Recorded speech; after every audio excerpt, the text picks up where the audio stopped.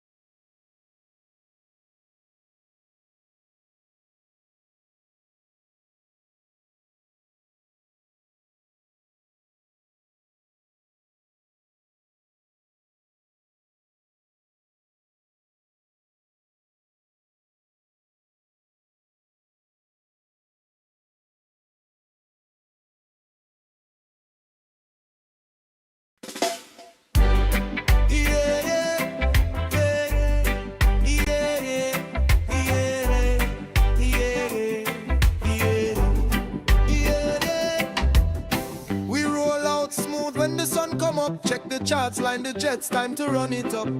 From Delta on the ramp to the southwest line, GA in the breeze, every flight feel fine, feel fine. Do it right, learn a little more each ride. Professional vibes, but we still have pride. Every week we stream, come along for the flight. Coastal in the sky with the karate mic. FSBN with the reggae flow. Hockey charters, line flights, watch the good vibes grow. Coastal Airways, we keep it fun and true. Come fly this sim world, we're saving you a view. FSBN with the reggae flow. Hockey charters, line flights, watch the good vibes grow. Coastal Airways, we keep it fun and true. Come fly this sim world, we're saving you a view. We're saving you a view. Yeah, we're saving you a view. We're saving you a view. Yeah. We roll out smooth when the sun come up. Check the charts, line the jets, time to run it up. From Delta on the ramp to the southwest line, GA in the breeze, every flight feel fine. Do it right, learn a little more each ride. Professional line flights, but we still have pride. Every week we stream, come along for the flight. Coastal in the sky, everything in a little right. FSBN with the reggae flow. Hockey charters, line flights, watch the good vibes grow. Coastal Airways, we keep it fun and true. Come fly the sim world, we're saving you a view. FSBN with the... All right, what's up, folks? I don't know if this is working. Can you guys hear me? I don't know if you can hear me. Let me know if you can't. And then we'll get this thing going. I don't see any levels going. And my green screen's stupid. So I've got to fix that. I got a new video. I'm going to have to lower that a little bit as well. So there's some... Can you hear me? That's... Let me see. Yeah, I can hear me. Just give me a second. I gotta try something really quick. Give me 1 minute.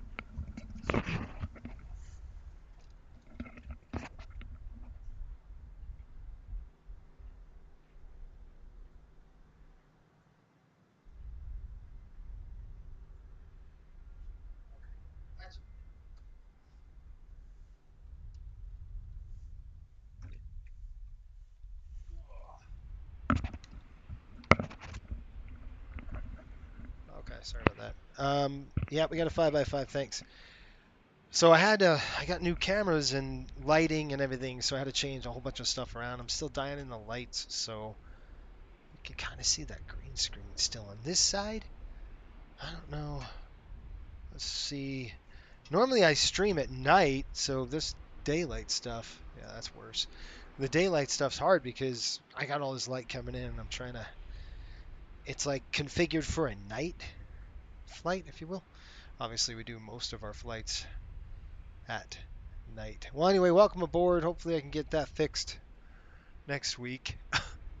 Um, we're going to be chilling today. We're in the beautiful beach 60.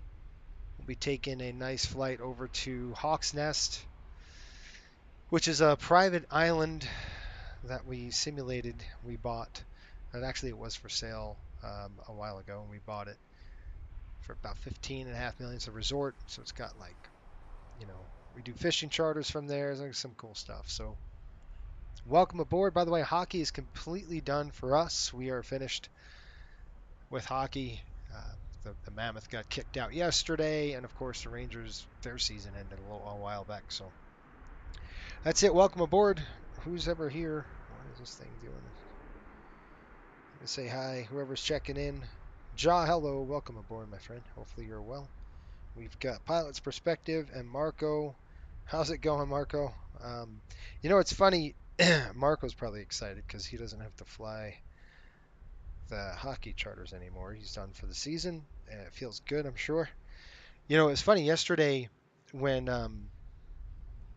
the team was playing, you could just see. I don't know if you guys saw the game, but I did. You could see the just kind of like, man, I don't really want to do this. That feeling of I just don't want to do this anymore, and that was very prevalent there. So this used to be Marco's aircraft. We bought it from him, probably about what, 7 months ago or so, like that. This is our personal airplane. We're going to taking this over to Hawk's Nest, and we'll get that going. It's about an hour and 20 minutes. We'll have to stop at Arthur's Town to clear customs. So we're going to have to go ahead and clear customs in the Bahamas. And just like this, I have to fly up to Miami to clear customs, or Miami Executive to clear customs as well.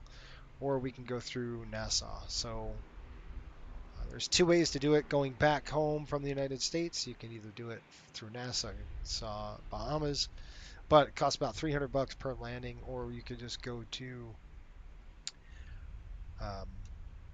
we'll help pull the chocks. Pretty windy out here right now. Beautiful aircraft. I love this airplane. It's going to be a relaxing flight today, guys.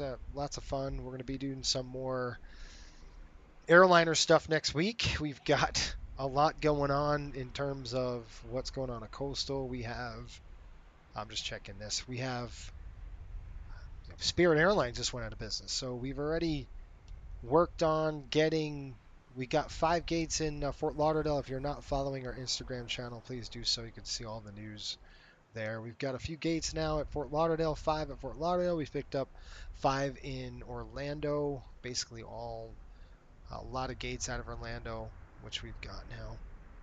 We'll be able to turn some flights in Orlando, which I wanted to do. And then we've got, secured some in Fort Lauderdale, some outstations. Detroit, we got a few in Detroit now. So we're going to be expanding. We need pilots. So if you want to, and if you don't want to fly like the 7-3, you don't want to go through all the training, you can just, you don't have to come on board. And there's a few other options like a CJ3. We got to do some training with that, like always. All right, let's get this door closed. It's really hot outside, so we're going to try to just kind of get the engines rotating quick. Go ahead and shut this, because obviously when that gets closed, it's going to be pretty loud. I'm going to pop the window open for now as we get some ventilation here before we get everything going. That's coming off. This is coming off. And I do have to pull one thing out. Oop, I got to get my... since the update, SU5 kind of broke a lot of stuff. And I was like, man, it broke my Toby. It just broke everything. It just one day I'd like to have them not do that. Marco says, yeah, NHL season is done for me until next season. Yeah, good job, Marco. It was great job, and thanks for flying, and hope you had fun. Okay, we're gonna go ahead and pull this up. I'll show you. Got about 14 hours on the airframe on this airplane, actually. Okay.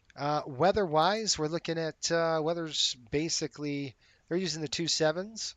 Winds are at 240 at 13, gusting 21, so a little bit windy out there. We're gonna go VFR. We're on VATSIM, so we're gonna take a look at our airspaces and all that. And once we get airborne, I am gonna climb out and try to get an IFR flight plan over. I don't think we can climb to 25,000 feet. And Bahamas, Miami Oceanic's on too. So I do want to get, a IFR flight plan if we can. We'll pick up the IFR to, or we can climb up to 18.5 and, or just at 17.5 or whatever the heck it is, just under the IFR, 17,500 feet for, we can just pick up a flight plan. So I haven't even done a flight plan yet, a VFR flight plan. You don't need one. I'll stay out of Class Bravo, so we're going to watch that with our charts. That's why it's good. So it's good to have your charts pulled up, ready to go. We're in Ocean Reef Club, so we're just outside the Class Bravo. We're not going to punch in the Class Bravo either. So this is uncontrolled, obviously. There's no control tower here. It's a beautiful airport, though. It is a private airport, so that's good. Mark, Mr. Anderson himself. Happy to catch the live broadcast. Duke is looking amazing. Does it have an EFB option for winglets on or off? It does not. Hey, Pops, how are you? It doesn't. It's just you're stuck with the winglets unless you're doing the other. I think the piston option. You don't have the winglets. I can't remember. But it does have an EFB. We're going to talk about that in a little bit. So the first thing we want to do is obviously it's hotter than heck in here. It just is because it's Florida and it's in the summer and it's hot. So to make sure these are cut off because you don't want to cook these engines. You will cook this engine. This is one of those things where you're cooked. We're going to simulate that we've loaded our bags. Let's go ahead and just check that out right now. We're going to go payload. I've got nothing in the front. We've got 210 pounds, and then we'll do 120 pounds on this side. Chocks removed. Everything's good. We got about 40 pounds of bags in the back. We do have to get gas because there is fuel here. It costs a lot of money. There's fuel at Hawk's Nest too, and it costs a lot of money. So either way we go, we're going to spend a lot of money. We'll burn about a half. We'll probably burn about half a tank at least getting there. So. And I just write this stuff down just really quick. We got Ocean Reef coming in at 8174, and we're going to fill it up to full. So we're putting, it's like 136, I think, on this side, 138, and then 136 on this side. We're going to fill it up. We'll get that fuel filled up. So it's going to go 138. That's 138 gallons, by the way. 138 over 133. And I'll do the difference when we land. But all that's done. It's quick paperwork. And then just take a look. We got nose bag, cabin door, and then the oxygen. We'll check that. We can see this is our engine. That's why I swung the prop. You can see the turbines moving a little bit. That's because I swung the prop. I wanted a little bit of oil through, even though it's really hot today, so I'm not worried about any of that. We do have a GPU. I'm going to get the GPU out. We'll get the GPS cooked in there, and we'll get going here. So let's go ahead and do that right now. You can see how hot it is in the cabin. It's 110 degrees out. So I want to get this thing as fast as I possibly can. Outside air temperature is 89 degrees. Now what you could do is pop that door open until you get everything ready, which I'm probably going to do right now, guys. Let's get that door open, see if we can get that temperature better until we can get those engines started. We'll see if we can't get this cabin temp down just a little bit because that is warm. Oh man, that's hot. I'd be cooking. So I'm going to simulate me cooking right now. So I'm going to go, okay, get the dang external power on the airplane. And we're just going to do a quick go. And I'm going to come down here, take a look, make sure everything's off. I'll look on your side and make sure your circuit breakers are off. Get there. All your circuit breakers are in. These do work, so you want to make sure everything is in and ready to go. Looks good. Straight across here. That's good. Fuel on. Good. I'm going to come here, throw the master battery to the on position. Okay, we'll check the aux pumps. I can hear it. I don't know if you guys can hear it, but I can. Starters, we're going to check the ignition. You should hear tick, tick, tick, tick. I can't really hear it because I have the AC going, but inverter, we're going to throw that on. Master relief off. We're going to go ahead and throw this. Just going to take a look. We got 28 volts, 28 volts. I'm going to do this kind of quick because it's hot. And again, I am cooking. It's 107 degrees. We lost 2 degrees just opening that door. So let's go ahead and get the airplane on. Beacon's coming on. I'm doing this pretty darn fast. Let's go wing pumps on. And we're going to go to the on side here. Everything is good. Full on the prop. Make sure we're locked in. We are. I'm going to go ahead and start the pump. Engine starter coming on right now. Go. Listen to these sounds. They're absolutely awesome. All right, so it's important. You know, you non-jet guys that are flying props, you can't just throw the fuel in there. You got to wait. This is a jet aircraft, right? So even though it's a turboprop, it's still a jet engine. Now we're at max motoring, so NG 18.4 fuel in. And then we're just going to watch the ITT, make sure we don't punch the red line or anything like that. Good. Whew, get that prop turning. And I'm going to open the cooling right now. Let's go. Let's get the AC up. I'm going to auto cool, and I'm going to decrease the dang cabin. And we're good now. Generator's on. You can see that right there. That is actually going to pull prop air, and then it's a scoop that goes through your AC, but it's not going to, you know, it's coming down a little bit. It's 105 in the cabin and decreasing. You see the air is good. 105. I want to get that down. It won't really won't come down unless we are oil doors are coming open on both aircraft. We're going to go ahead and throw the ice deflectors on as well. I don't want to ingest FOD into these engines. It's bad. I'll just show you what I'm talking about. So I can open this right here. See this lever, I guess? This lever. So basically this FOD's coming as just bypassing the engine so it doesn't go inside the turbo. Alright, we're going to go ahead and throw this ignition off for now. I'll throw the master on. And standby on the avionics. Let's take a look. We've got 56. Let's go select that one. We'll select that 2. Good. I'm going to start number 2. Wing pumps on. So that one off.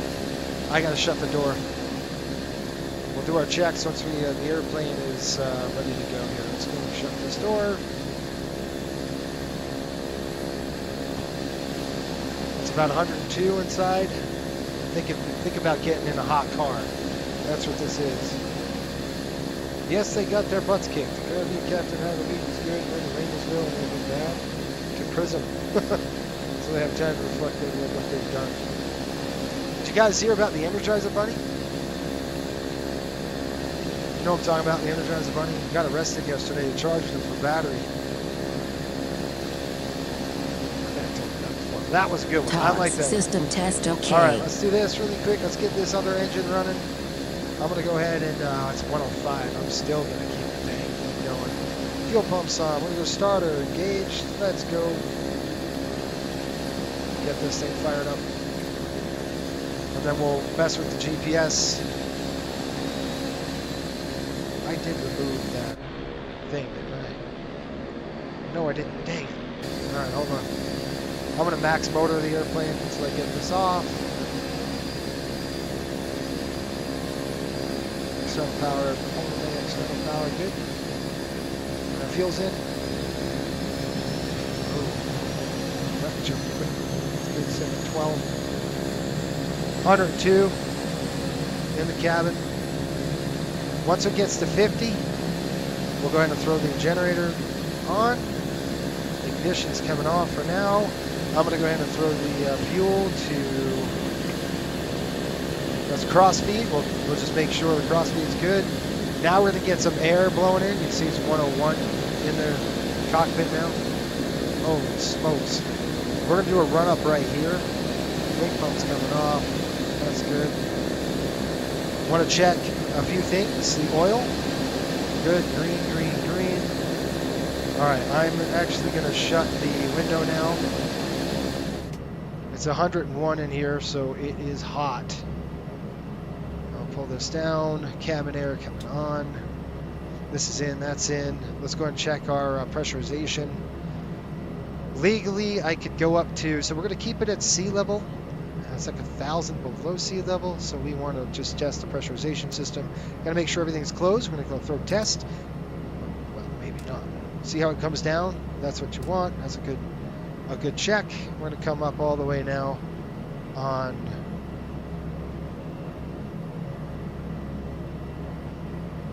the cabin altitude. We're going to bring it up to about 17.5 until I can get an IFR clearance, and then we can bump up. All right, so 17.5, we're going to go odd.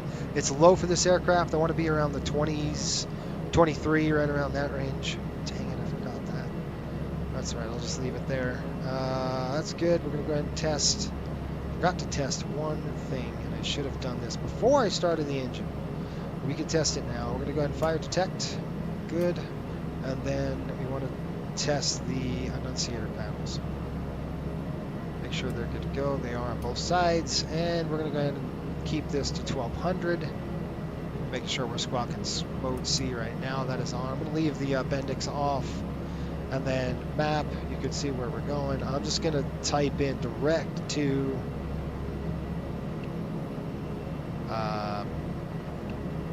I think I would need a flight plan for this. I don't know. I want to fly VFR there, but I can't get to, again, I'm limited to the height, so I'm going to try to pick up an IFR flight plan just because I don't want to deal with anything else. Just fly straight direct. We're going to go Arthurstown. We got to clear MYCA. Shoot, that ain't right. MYCA. It's 102 again. MYCA in the cabin. That's crazy. Wait a minute.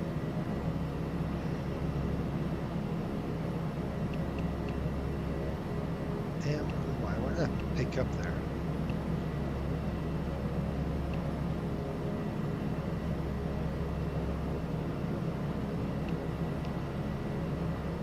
So I'm just going to throw a new brake, whatever, I don't care. I know where I'm going. All right, so basically going to point it east. Okay, ignition. We're throwing auto. Fuel pumps are off for now. And I think that actually increased my dang. I'll leave it like that. Okay, that's good to go. That's good to go. That's down. Let's see if we can throw the blower vent on. What is that going to do? So nothing. It's hard because it's not moving. So when it's not moving, generally speaking, things get. That's for the heater, though, I think. That's this guy right there. That's on the low. I want it on high. Yeah, let's pull that air in. I want that air getting drawn in into the AC compressor is not running. Why the heck is that not running?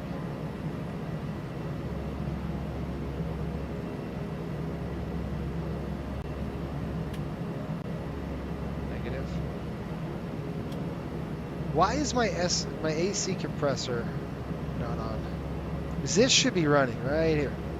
This is the AC vapor evap, but the compressor should be on as well. What am I missing, folks? Let's see what we got here. Just give me 1 second. Let me just deal with this quick. Oh my gosh. Get out of here. Cabin air, pull on. Yes. So we've got cool, manual cool, auto cool. Yeah, that should work. Co-pilot air, we don't want that. We don't want to pull off. Those are off. Don't know. Weird. I don't know why the AC compressor is not working. Huh. We'll have to deal with it when we get in the airborne, guys. Just give me a second.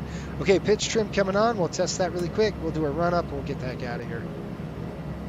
That's good. All right. I'm good with the engines now. We're going to throw the selectors back on.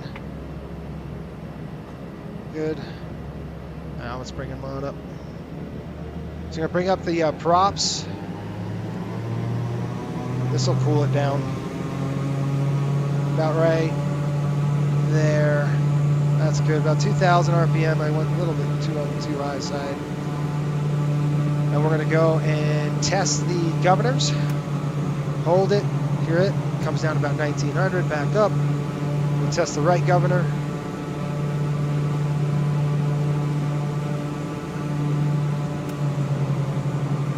All right, good.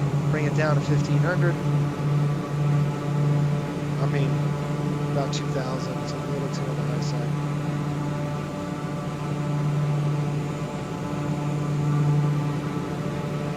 And then we're going to do a check. Good, back up. Back up.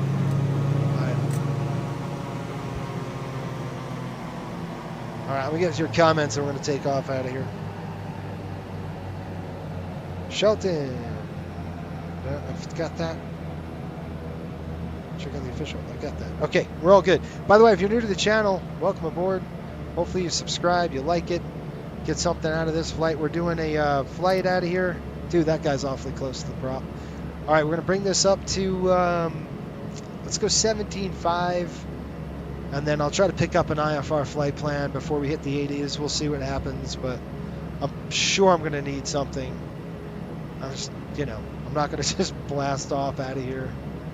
18,000 is where we're going to need an IFR flight plan. So all that's good to go. We're going to keep these on right now. I'm going to go flaps 1. Let's go outside, check this. Left side's up. Right side's good. Just checking my flight controls. Good to go. Take a look at that windsock. There is no... This is weird too. My Toby's all goofy, so this thing likes to move really fast until I can figure out how to get this back to where it was. Where the heck was that windsock at, guys?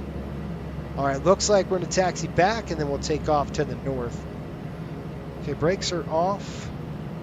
Oh, yeah, they are now. And I'm going to pull the right into feather.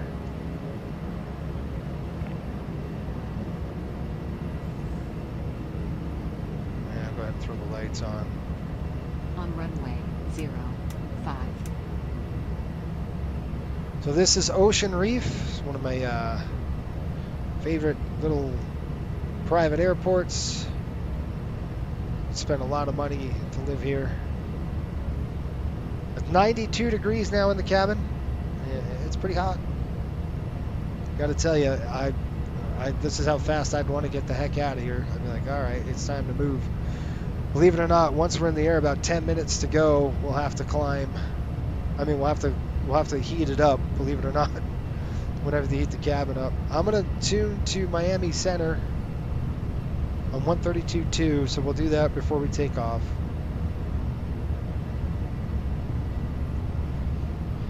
Oh man.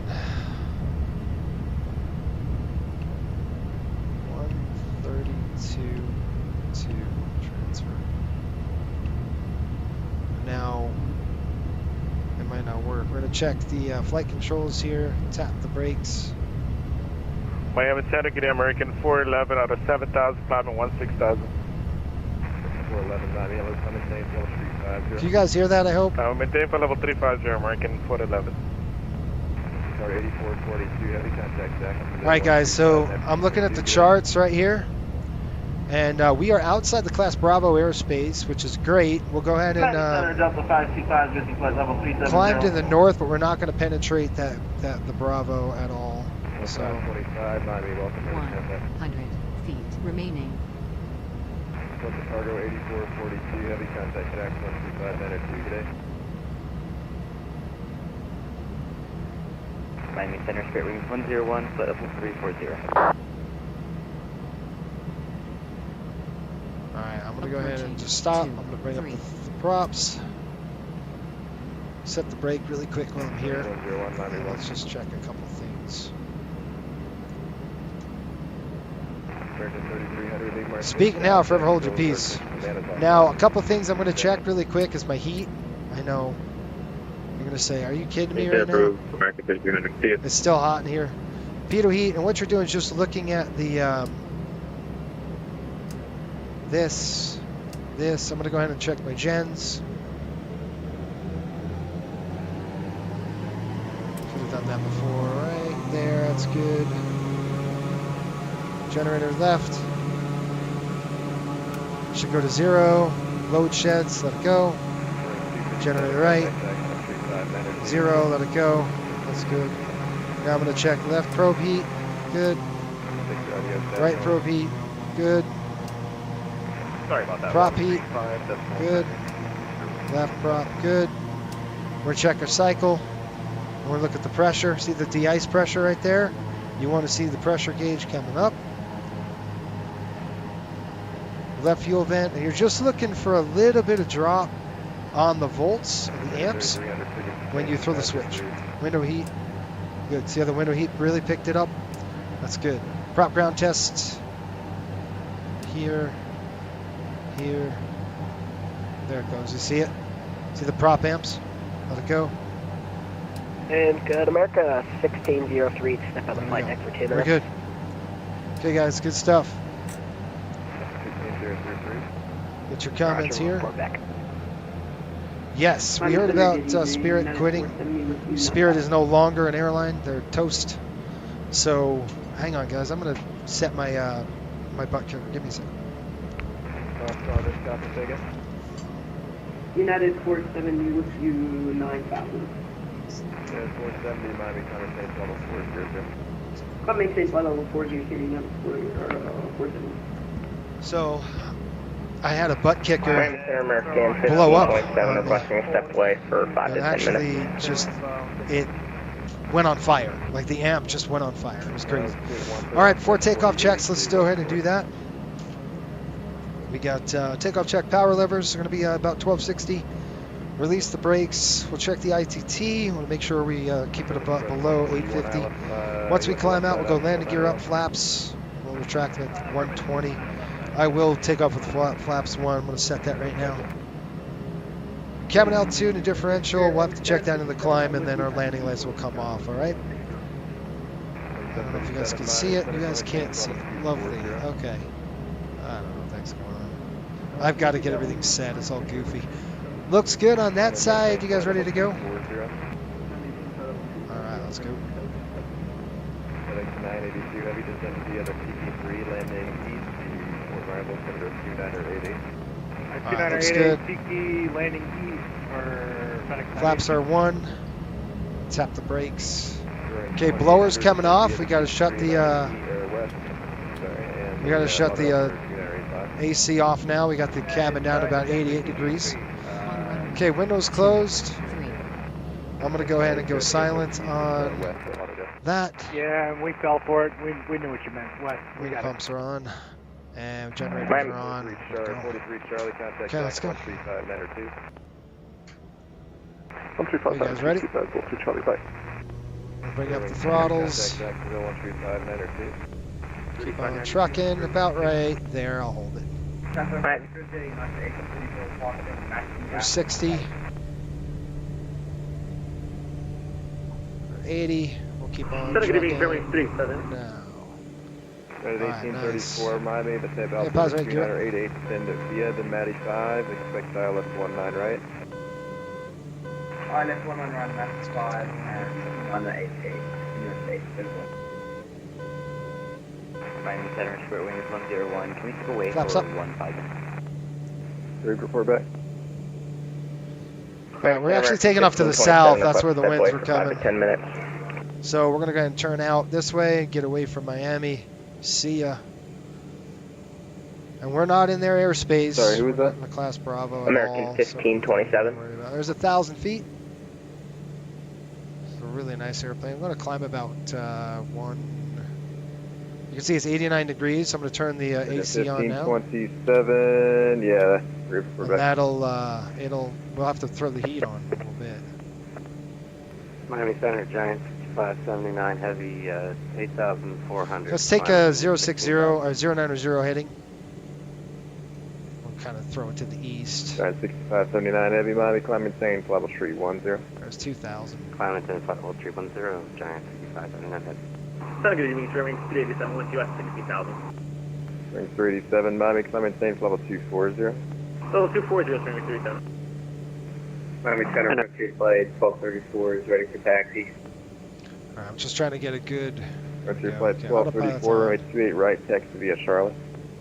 We'll go ahead and Taxi via select Charlie to 28 right, Frontier 1234.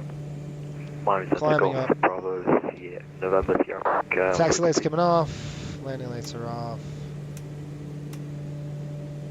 All right, folks. There we go. Wing pumps coming off. American 30, if you're still here, you can change to advisory 122.8 squawk 2000. We'll see you. Ignition. I'm just going to throw it off. 2000, yeah, you're starting to get a little fuzzy. There's 3,000 feet. 140. We're basically heading eastbound. I'll show you what we're looking at. In Yeah, terms the of where the heck we 1834, are. clear direction Fatty, cross Fatty at 3000. You're cleared ILS 19 right. So you can see. Clear direct Fatty, cross Fatty 3000 and hit ILS 1 right, USA. Center flight 2562, turn right heading 160, descend and maintain 3000.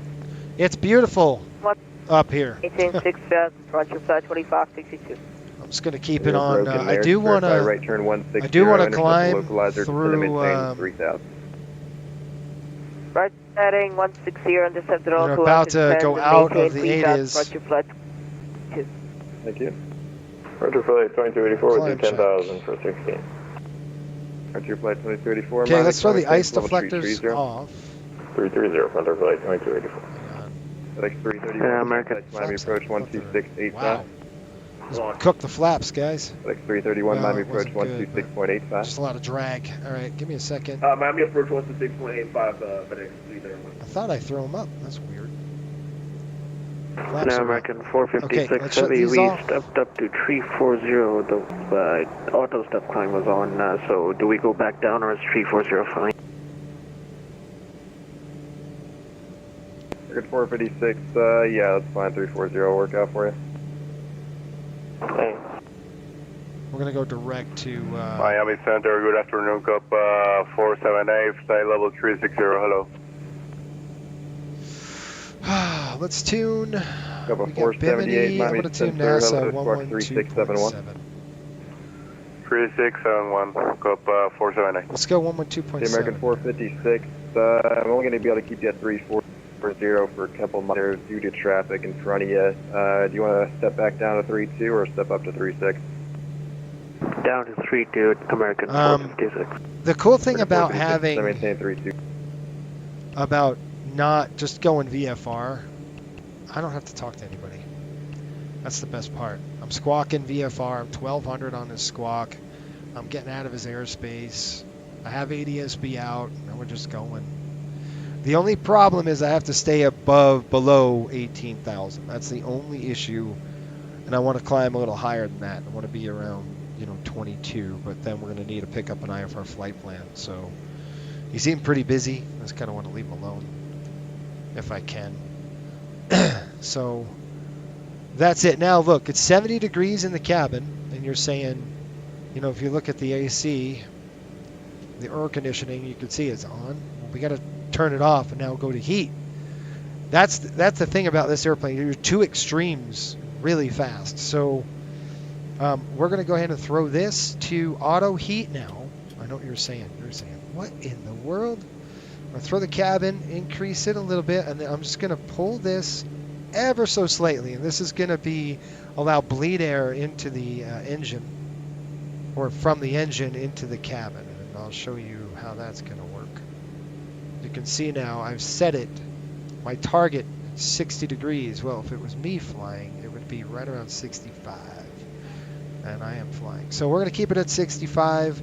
We're going to watch our cabin climb, because this airplane tends to outclimb the performance of the pressurization.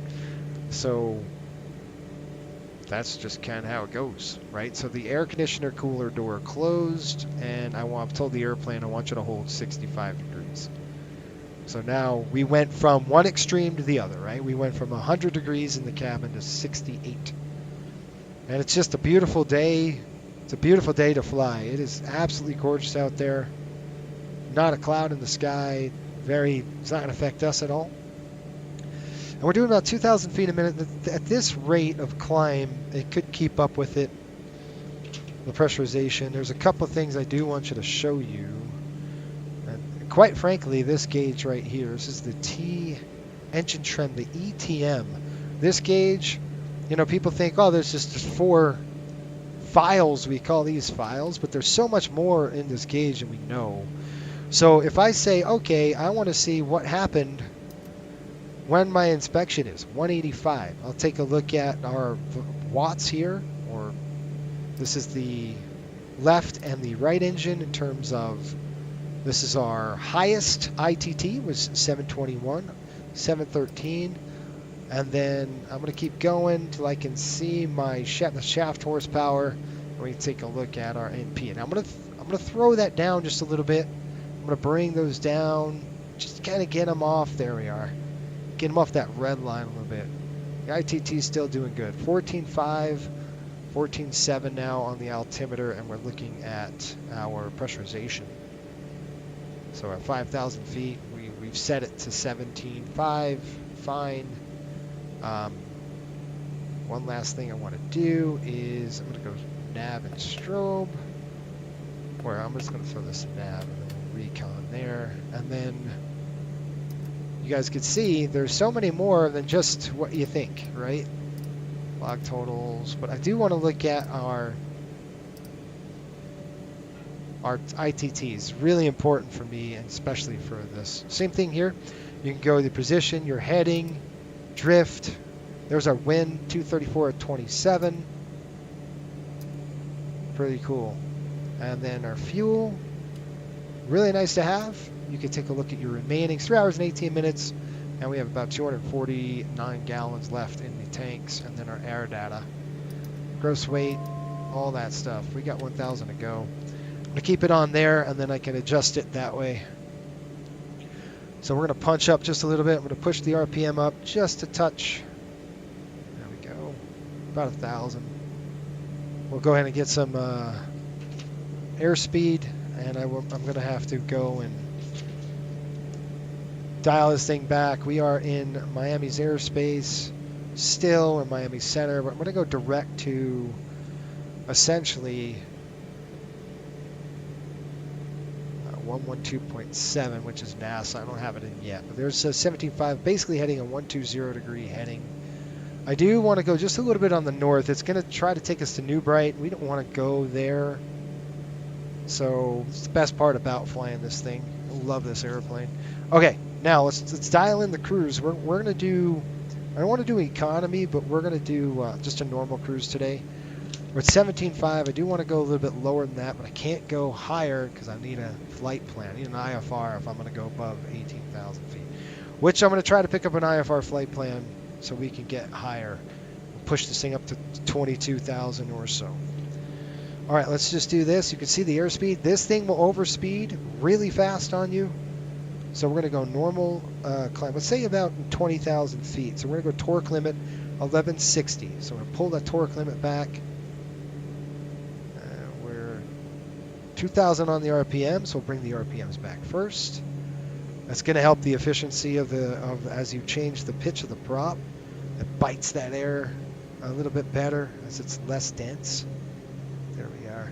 And then we're going to pull, let's see what we have here. We want to keep it about torque 1160. That's the highest end we can go. So I like that right there, about 970. That gives us a nice little range. Now we could say, well, what's the temperature up here?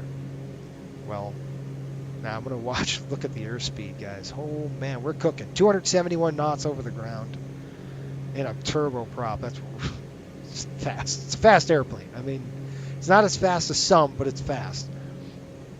And you can see now the cabin. It's at 65 degrees. It's beautiful.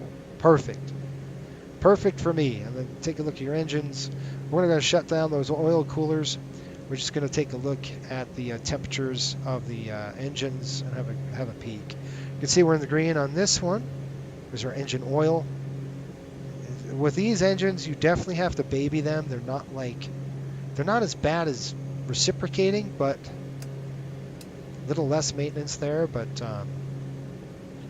we're going to definitely point the aircraft a little to the north. So congratulations on the expansion. Yeah, did you see the new Southwest livery? I did see that. Liberty 1 in 250 year. It was cool.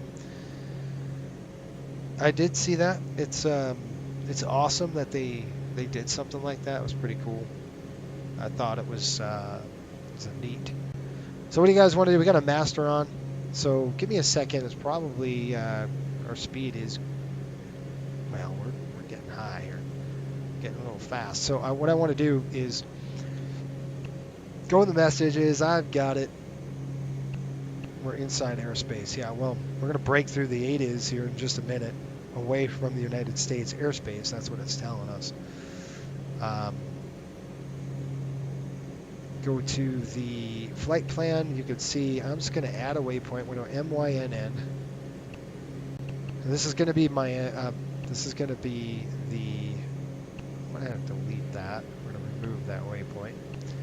Yes. So we got MYNN. That's going to take us right over to NASA Bahamas, and then from there we're going to drop down and go to Arthurstown, NYCA. I don't know if it will do that. I didn't like it before. We'll see if we can't get it to work here. No, it just doesn't like. It worked before. Don't know why it doesn't work now. I have my suspicions that it's a SU5 issue. I probably had to reinstall the Navigraph data. I didn't think of doing that, so that's probably what that was.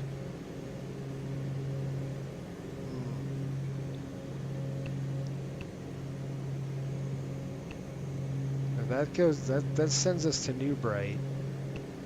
See, and that says to Maycalf. That's not what we want. So let's go to airport. Cancel that. Anyway, it doesn't matter. I'm just going to send it over to NASA. And one thing I do want to check out is come down here. I like doing this. On the second one, I'll click continue. We're going to go nav defaults. Take a look at our menu. Oops. Menu right here. We're going to say configure user fields, and I'm going to take away this bearing out, and I'm just going to go to the data and make sure. I like it better here when I can do this. It's so much nicer. Let's come down here to OAT, outside air temperature. So we have static and total. Let's go static air temperature. We're at -6 degrees right now. So if we were in cloud, I would definitely want the pitot static. But there's no clouds out here. It's just nice. Beautiful day out here. Maybe I will throw it on just for the heck of it. That's it. We just hang back and wait till we get a VOR. We did get a VOR. See the VOR? See this needle right here on the HSI? Let's go ahead and swing it over that direction. It's going to send us to basically NASA Bahamas, and then what we'll do after NASA, we're going to be hooking up to the. I can see some cloud over there. Anyway, a lot of fun. I love flying the VFR flying, but the problem is I want to go just a little on the higher side if we can get there. Man, Miami is just lit up. What is that? Is that New York airspace? It's really cool. They get us. Miami Oceanic. That's who we would be with. So we just passed the United States Air Defense International Zone. So what that means is you can see here on the GPS, see this little chevron magenta line? That right there lets us know we are through the air defense zone.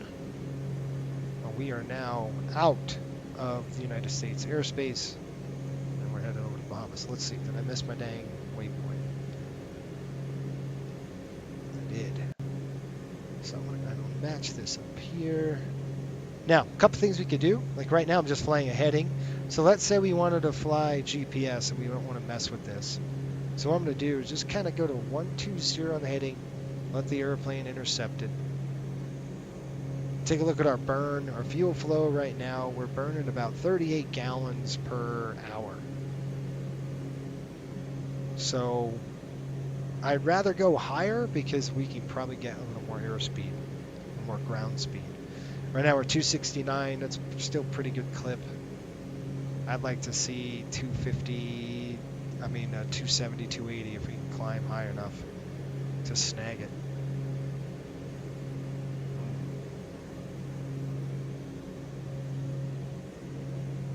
What do you guys think? Yeah, anyway, Shelton says, you know, if you guys didn't see it, but at Coastal, we finally did we're doing a expansion, big expansion at Coastal Airways because of Spirit.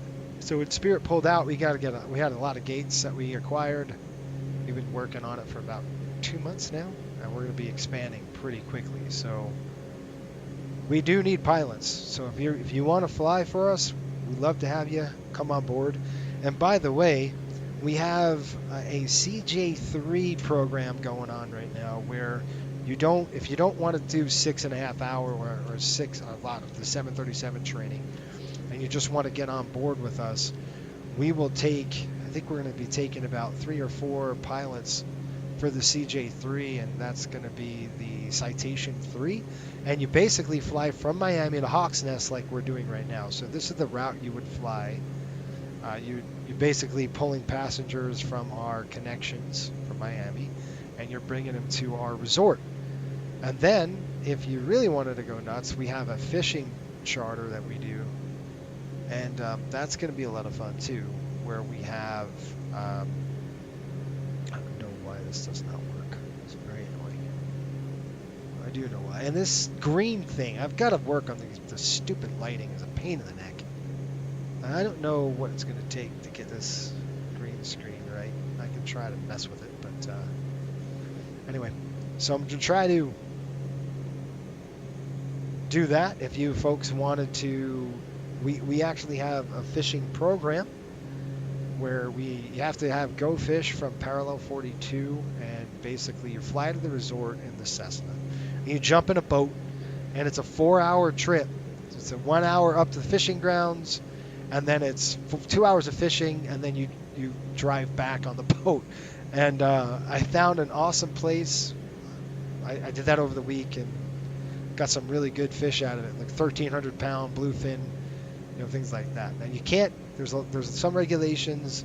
If you're a non-Bahamian citizen, you can't sell fish. However, we have a commercial fishing vessel, and we have Bahamians on board, so they catch the fish, they can sell the fish. That's kind of how it works. So they get a cut. So let's say they hook a 1,100 pound tuna or whatever, 800 pound tuna.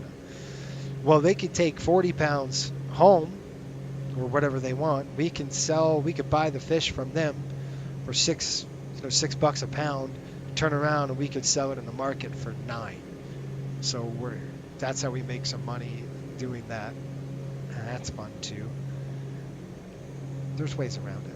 So I don't know. It's a lot of fun. If you guys wanted to do that, we'd welcome you, because we need pilots to fly the routes and have fun down here. It's a really cool time, and I'm still trying to get this ahead of us. You see this island? This is the Andros Island. This is great bone fishing, fly fishing. So if you're like the fly fishing, this is where it's at. And we just bought and purchased a Cessna 208 on floats. Again, this augments the resort, so we'll fly from the resort to the bone fishing area, which is probably about 30-minute flight from the resort. You spend a day, you do camp, you camp over, and this is all going to be written down on a PDF on how to do it. It's a lot of fun, and it's just different than your normal A to B crap.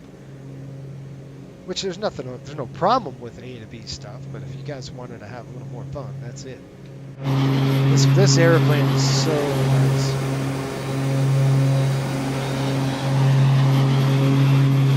So nice. Sleek looking, fast, beautiful aircraft.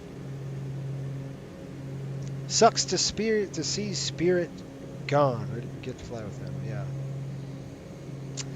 By the way, if you're a Spirit pilot, let's say you flew for Spirit Virtual Airlines and you want a VA that's good, come over to Coastal. You'll have to learn the 7.3, or you don't. You can fly a CJ3 around and have some fun. But we are looking for pilots. Go to flycoastalairways.com for more information. if you are a you do have to have some VATSIM hours, even with the CJ. You need some of that. You still need some of that, the hours, but it's not as nearly as bad as the 7.3. 7.3 is takes quite a lot of hours to get through. It's like 200 hours VATSIM, but who's to say you couldn't do that on our CJ3 because you'd be flying on VATSIM. You'd be cruising around 23,000 in that jet and then dropping in. It's a fast flight, guys. It's like an hour and 10 minutes. It's nothing. In the CJ, in the Citation jet. It's cool. So it's been a couple weeks since I've been flying with you. We had, I did look at Spirit's aircraft, by the way, to liquidate. I know they're liquidating, and their airplanes were going about $25,000 to $27,000 a piece, and I didn't want to spend that money on that, so I decided, nah, maybe not. And of course, it doesn't fit into Coastal Airways anyway, into our model, so I bypassed that. So we're just outside. We're going to Andros Island here coming up. You could see straight ahead on the airplane. That's the Andros Islands. They're beautiful, great fly fishing area here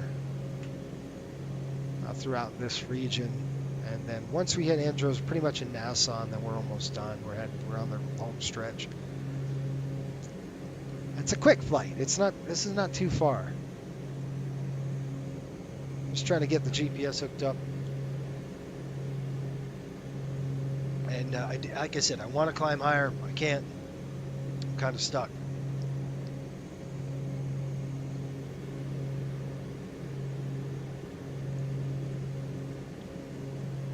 So 17.5 is kind of limited. If you guys want to pick up, I don't think we're going to even need to pick up an IFR flight plan at this point. I just don't see it. Ah, that's what this thing's doing. I see what it's doing wrong. I'm looking at my GPS like it's pointing us in the wrong direction. There's a reason why. I gotta find my right button. There it is. So if I go back, I go to flight plan. Nope. I go back, go to flight plan. This is MYNN. You can see it's going to direct. So I'm just gonna go. I want to go to direct to. So I'm just gonna go back here. Back to flight plan. I want to go direct. I want to go direct there. I want to go direct to MYNN, and then I'm going to go. Yep, that's it. Activate it.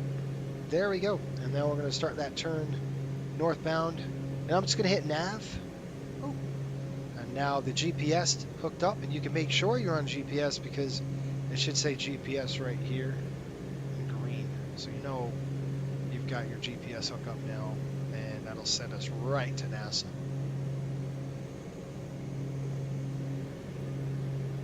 All right, good stuff. Let's take a look at our pressurization, make sure that's good to go.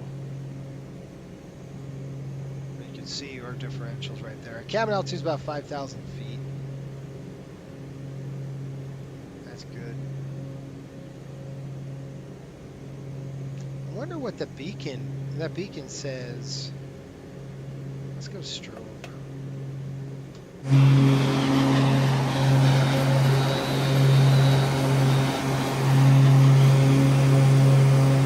What a fast bird. Fast.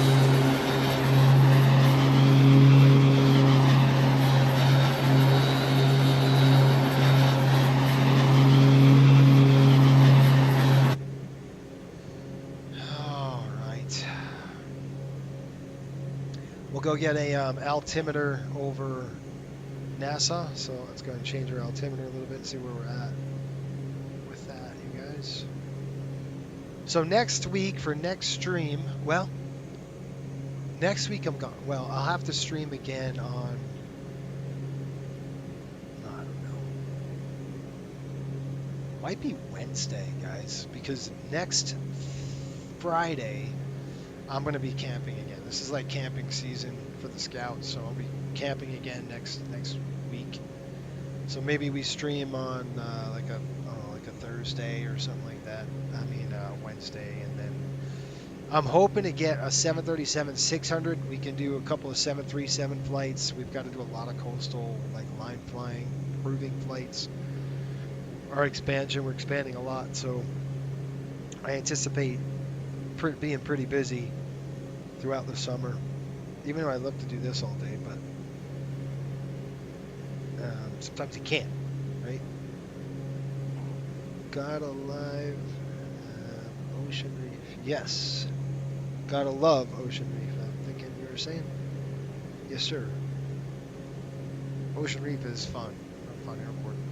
Okay, let's see what we got. NASA is saying we have a 230, 12 gusting, 20 visibility, 10 skies are clear. It doesn't look too clear over Androstown right now. That's Miami. Let's go to airports. NASA weather.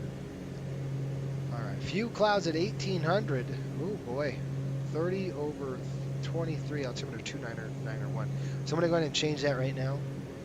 2991. There we are.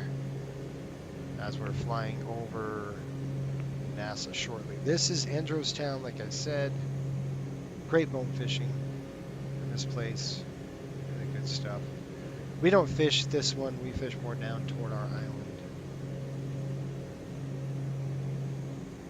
Quite fun. I don't know if you guys want to see that at all, but it's really fun to do. Pretty. Blacksquare. I mean, they do it really well. I like their equipment. Their Cessna Caravan is awesome. This airplane, great too. Wow, we got a really big discrepancy on that one. A little too much RPM on the one and not the other. I'm gonna try to sync those props up just a touch.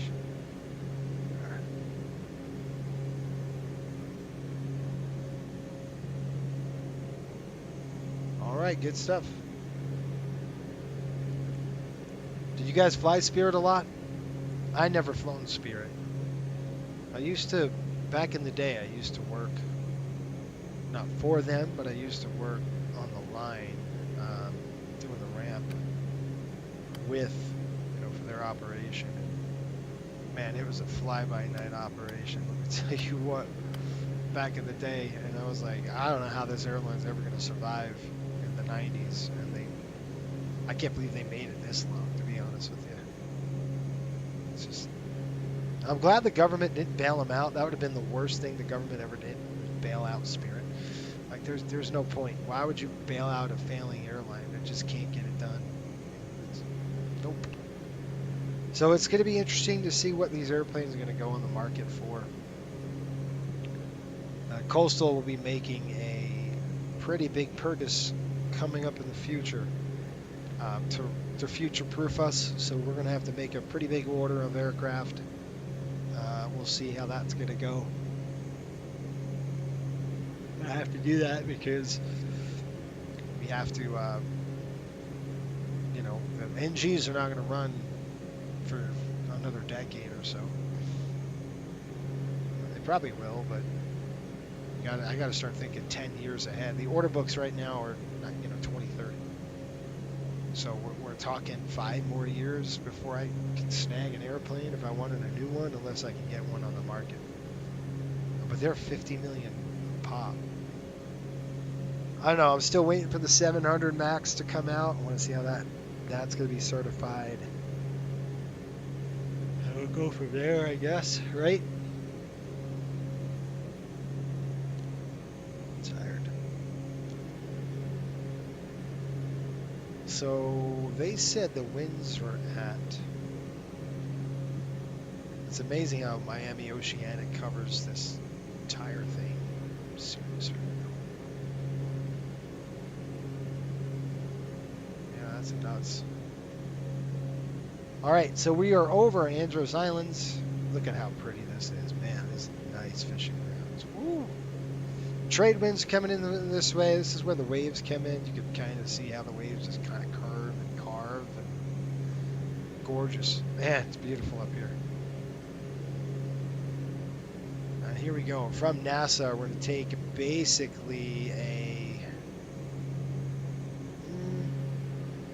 about 120-degree heading out of there to Authorstown, and that'll be our first point of stop. We got to stop and clear customs. You can't just fly to this private airport. There's no customs there. So you guys know how we do it coastal. You got to do it the right way. We got to stop, clear customs, take about 15 minutes, 20 minutes, and then we'll go down to the island. Hi there, you're new to the channel. Well, welcome aboard. It's good to see you. Thanks for watching. If you have any questions, let us know. If you're new, kind of what we do here is 3 things. Do it right, learn something, and have fun. That's what we're about at this channel. I did get a new camera, and I got to work out my lighting. It's still all jacked up with this stupid green screen, so it's kind of wonky.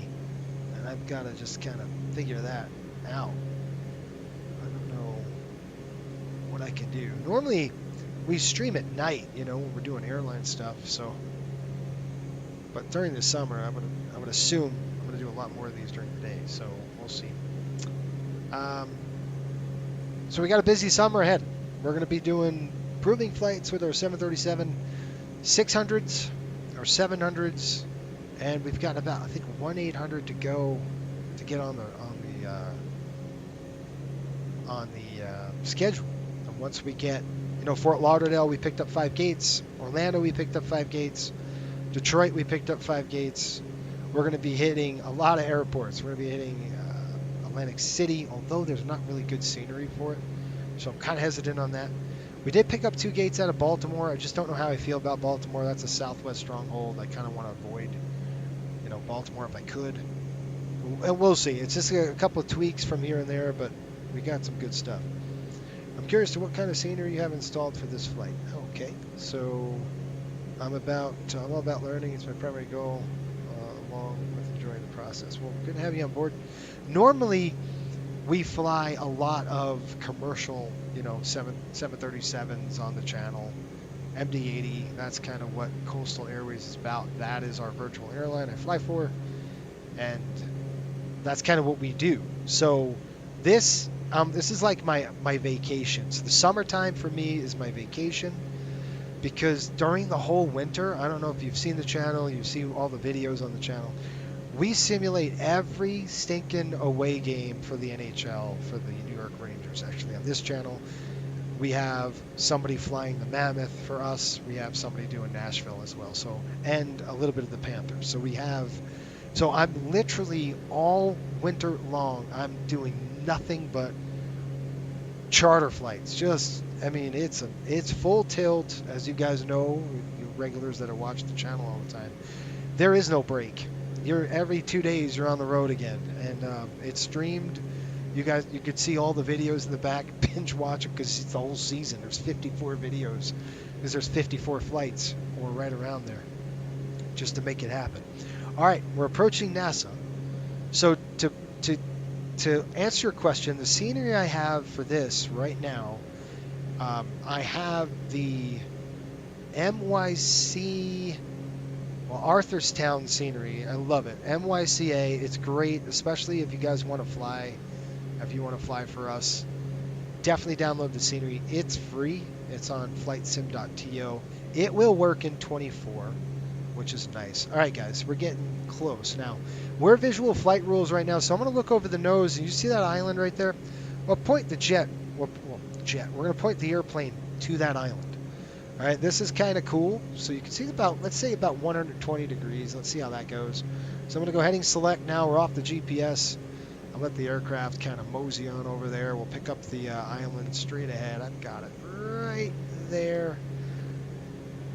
Normally, like I said, I'd like to fly a little higher, but I didn't want to file a flight plan anyway, that crap like that. So I said, you know what? We'll just take 17.5 and not deal with air traffic control today. We're going to go VFR.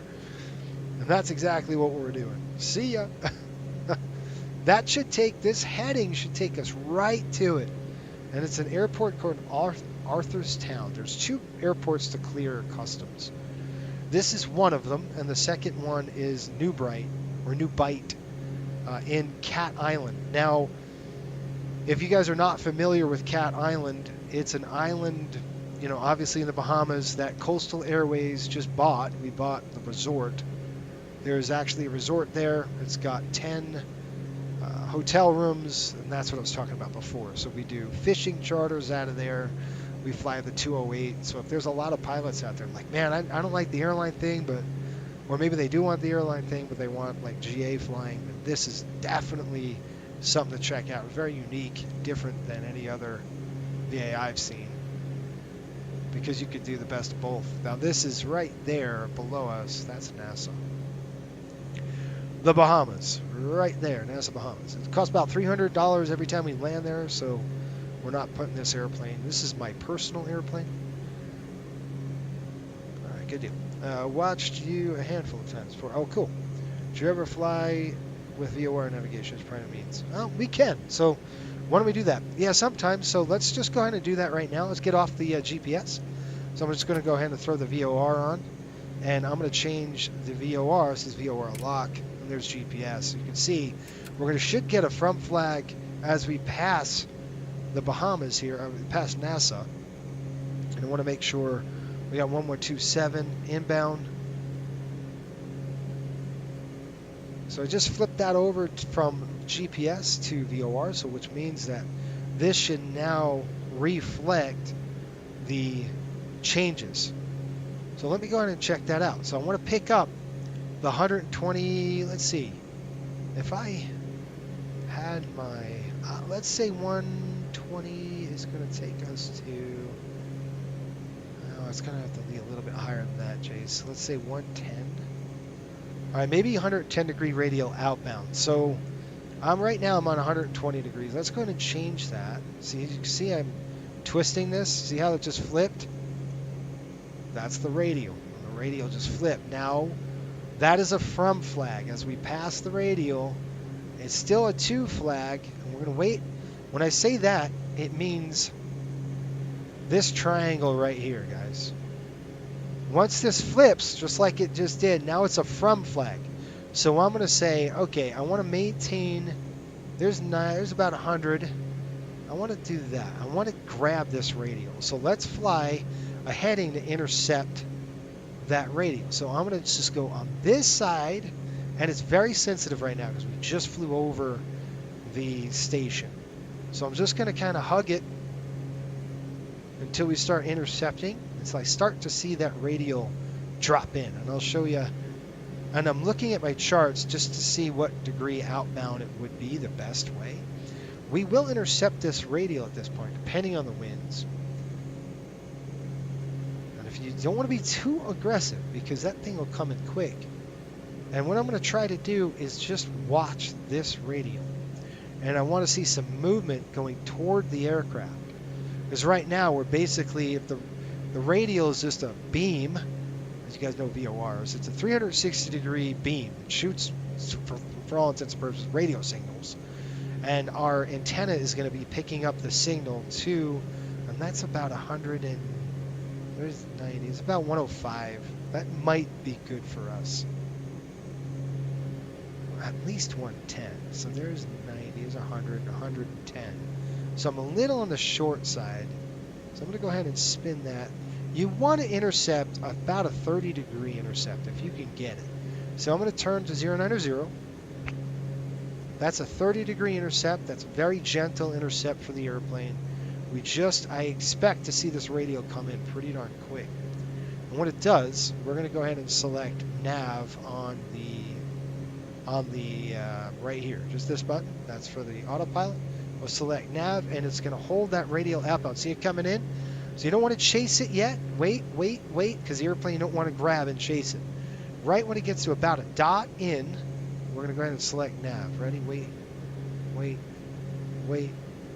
Almost there. Wait. It's about a dot right there. Let's wait a little longer. A dot and a half. Give me a half. And then I'll select nav here. And nav up. See how the airplane is now intercepting outbound. So it's going to grab that radial, and we're going to intercept it outbound. Now, if I had a chart in my hands, which I do, which I'm using Navigraph charts. So I can look and go, okay, I can throw this heading select. Oh, shoot, I screwed that up. Sorry, guys. What do I want, 110? There we go. It just kind of went just a little bit past. There we are. So I'm going to throw my heading. It has to intercept it. So that's why I have to do that. It's going to grab it and turn the outbound. Let me see the heading. Okay. So basically it's going to hold 120, and then we'll grab the radial and we'll fly it back in. And looking at the, looking at this, it's probably about 108, 109. Now I'm looking visually outside the window as well, and I could see this. This is Rock Sound. This is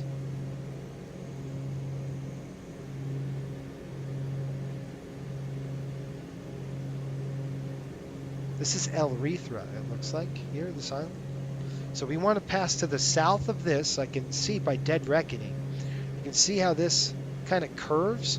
Well, I'm looking at my sectional chart on using my Navigraph charts, and I can see the same kind of deal that curves off. And it's basically Arthurstown is right there. I don't know if you guys could see it, but it's right just south of Rithra. It's right there. So we're headed right for it as we hook up the radial outbound. And now I would want to get another radial inbound if I can. But here's the kicker. You can't, because there's nothing west or nothing east of this VOR. There is Rock Sound Airport, but they don't have a VOR. The only VOR left, and it's an ADF, is San Salvador, and that's way too far east for us. So we're going to fly this radial outbound. We'll see how it does. So that's kind of how we're going to fly VOR navigation. Basically, we look outbound now. You could do it on your chart. You can have a sectional chart and do it on there too. And I actually have a sectional chart in my hands. And we can just kind of take a peek. And I did already using my Navigraph charts. I kind of know the radial I need to hold. It's about 108, a little less than that. Or a little more. It's probably about 110. It puts us darn near close. So 110 degree radial outbound is what we would want. Now look at your reciprocal to that. The reciprocal is 180 degrees. So if we were flying opposite direction, back toward NASA, so VORs, once you get the hang of kind of how it's doing it, so the station's behind us emitting radio signals, okay? We have grabbed the 110 degree radial outbound of the VOR. Now if we were flying toward the VOR, we'd have a 2 flag, so this triangle would be up, and we would still be on the 110 degree radial inbound, but our heading would be right here. 270, 280 is about 290 degrees ish. 290 is the reciprocal of that, so I'd be heading at 290, and we'd be on the 110 degree radial until we pass the station, and then it flips. And then if we let's say we stayed on that heading, we'd be tracking the 290 degree radial away from the VOR. Pretty cool stuff. Once you get it, see how it went heading? You see it just went nav to heading? It's because we're losing signal from the airplane, from the VOR. We haven't lost the signal yet, but it just flipped from that, mode. And let's go ahead and let's see if we can throw it on nav mode. Will it hold? I don't know. Let's see. We should still get reception at this altitude. I didn't touch anything, so I don't know why I did that. Maybe I was on heading the whole time. But again, it's going to correct for wind drift, so we're going to get feels like we've got a right crosswind. This airplane's crabbing now. But now I'm going to use some dead reckoning and say, okay, well, I know this is Eurethra Island. El Rithra, I think it's called. With Rock Sound just to the north of that. So if I stick to the north of this, I start looking little bit ahead right here. I've got a little island there, but that's Little San Salvador. But right there is the island we want, where my cursor is. It's just such a beautiful day. It's easy to see from up here. Really cool. Thanks for going over VOR and nav techniques with us. Appreciate it. Yeah, I mean, there's a lot more we can do. Like, you could do cross triangulation. So let's say we were flying an outbound VOR, and I'm like, okay, where are we? I don't know. Let me see if we can't grab this ADF. That would be cool. Let's see. We're going to try to do this ADF. Let's see what I can do here. It looks like 281. That's a little harder to do because it's an ADF. So what did I say it was? 281.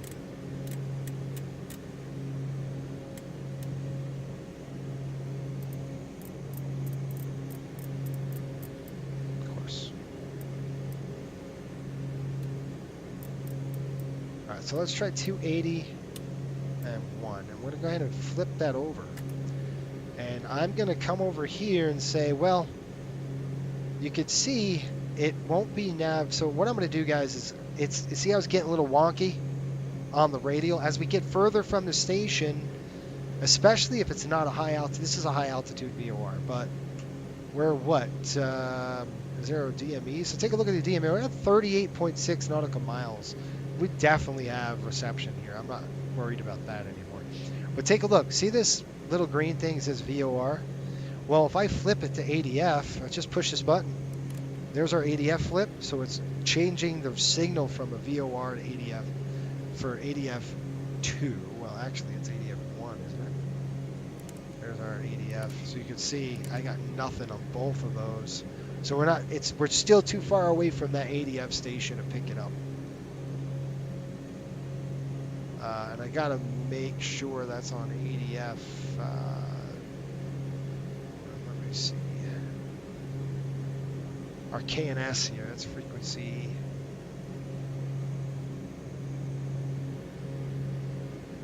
You can see right there. We should definitely, we're just still too far away from picking up the ADF. So what I'm going to do now is just going to go heading select.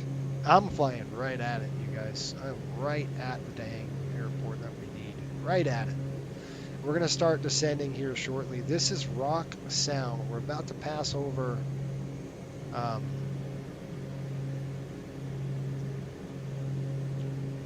yeah, no problem.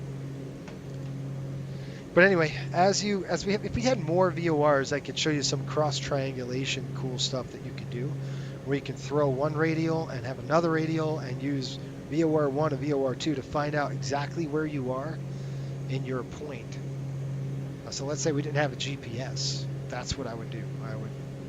I'd sit there and look at that. Looks like the winds are from. It's gonna be hard to pick up these winds, so I'm gonna use the NASA Bahama winds and just kind of see where we're at. Weather in NASA right now, 180. So it's coming out of the south. It's good for us. So that means in our island we have a southern runway that we can line up to at Hawk's Nest, which is cool. And it's gonna be perfect. Now we got to start thinking about pressurization, descending, and all that stuff. So there is no top of descent calculations stuff. You got to do that by yourself. So with that saying that, I wonder, you guys, if this is going to be worse or better. I don't know. Worse. Much worse. See the lighting. Man, I can't catch a break on this, dude. It's actually just much worse. So I don't know. What I'm trying to say is I don't know the answer. I don't know the answer to this green screen issue I'm having. I can't tell you. Hopefully that's a little bit better. I got to work it out, guys. It's a brand new camera, so. All right, so we're going 17,500 feet. We are there now. We're going to go ahead and bring it down to about 1,000 feet. So that's what, 16.5? Divide that by 3. It's about 55 miles to destination. We'll start descending. Now we can say, well, how do you know you're 55 miles? That's a very good question. I'll tell you right now, we're there. We're 55 miles. So I'm going to start the descent process now. So I'm just going to go altitude set, and I'm going to bring it on down, and I'm going to reset this right now to our... Before you start the descent, you want to go ahead and change your pressurization. So I'll bring it all the way down. It's going to start depressurizing the airplane. Bring it all the way down to sea level. Right down here. I see how the cabin is decreasing. I'm going to go ahead and start. We have a cabin differential issue. That's fine. We're going to catch up is what I'm going to say, because we're going to go at about 2,000 feet a minute on the descent. So I'm not too worried about it. I am worried about the power, so I'm going to pull the power back. See, I'm going to overspeed the airplane right now. Way back, way back. Good. That's good right there. 2,000 feet a minute. Perfect. We'll clear that master caution. We still have a cabin differential issue. We might have to turn supplemental oxygen on if our differential can't hold. Right now, we're starting to descend. So if you want it, we're going to beat the descent rate is what I'm saying, because we're descending approximately about 1,000 feet a minute. We're descending 2,000 feet a minute, so we're gonna catch it, which is what we want. Look at how pretty that is, man. That is nice, huh? So when we're done landing here, we're still not done. We've got one more leg after this, and it's a quick one. It's only about 20, not even 10 minutes. Real fast flight down to Hawk's Nest. Cody, what's up, man? Woo, GA flying, love to see it. Yeah, I love it, man. Me too. Fun to do some GA so you can enjoy scenery a bit. And that's why I like flying GA in the summer. I fly so much airlines in the winter time, and we're always, it's so much fun to fly some GA flying. And this, you know, this airport, we used to take a 737-600 in here. It's obviously, it's got a great long runway for it, but I don't know if it could handle, you know, something like that. There's no point in having 50 people or 100. There's no way 100 people come here. It's just such a small 8 people. Yeah, we could definitely do that because we've got the folks. So we're coming down to a place. I'm going to show you, and I've been here a long time, so I kind of know this area really well. Now the fishing point where we're catching the big fish, you can see the differential's gone now. You can see we've caught the pressurization system caught up. So if you look, there's the runway, but you can see this is right here. See this little dip out here in this island? Go out to about right here. It's about a 3,000 foot shelf. So in here, it's about 15 to 20 feet deep over the reef, and then it drops off the 3,000 feet. That drop off, where the reef meets the drop off, is where we catching our fish, man. That's big fish, big money right there. Caught a 1,300 pound tuna the other day over in this area. It was awesome. I was on a boat. We were in the sim. I was like, this is cool. I loved it. It was a lot of fun. I could do it all day. So Cody, how are you? Hopefully you got your brakes done, buddy. And everything. Now, the runway, I'm going to line up for it right now. It's going to be a straight in into the runway. Looks like that's class E rock sound to 6,000 feet. We're way over it. You could see this, what I'm talking about is this airspace right in here. So you see this dashed line, that's the rock sound airspace. We're good to go. You can see it right here, 15,000. And it's 15 to, I'm looking, the sector, class E, is AGL surface to 700 feet, and then AGL 700 to 6,000 feet. At least on my chart, my sectional chart. We're out of the airspace now, so good. We're lining up on the runway, folks. I see the runway now. It's a little bit of dead reckoning at this point. It's beautiful. There's some scattered stuff, but nothing major for us. The airplane's doing great.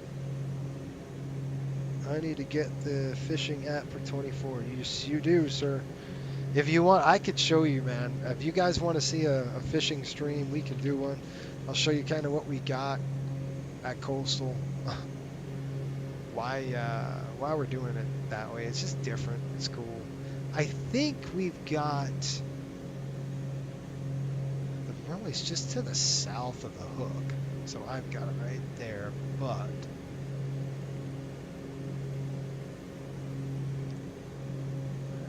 it's going to turn just ever so slightly. There's 8,000. Pressurization's good to go. It's 67 degrees. It's going to start heating up.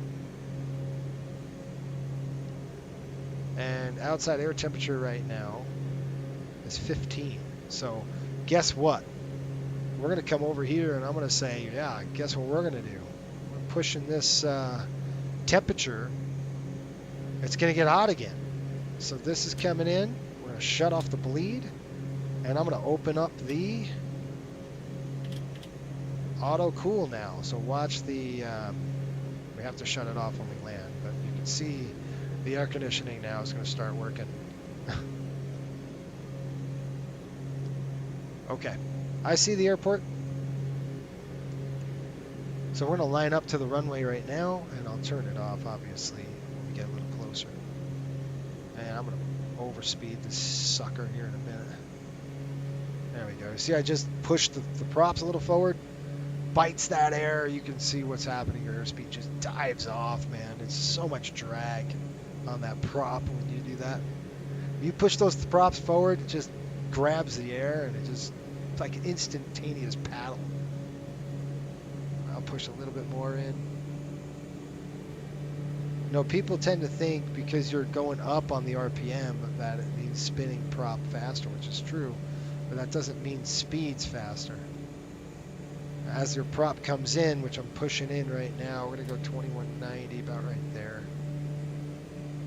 I don't want to go 22. I don't want to redline it, so I'm just going to pull just slightly back. Right there, it's perfect. 4,600 feet, doing great. We'll get our lights on and we'll get this thing ready to go.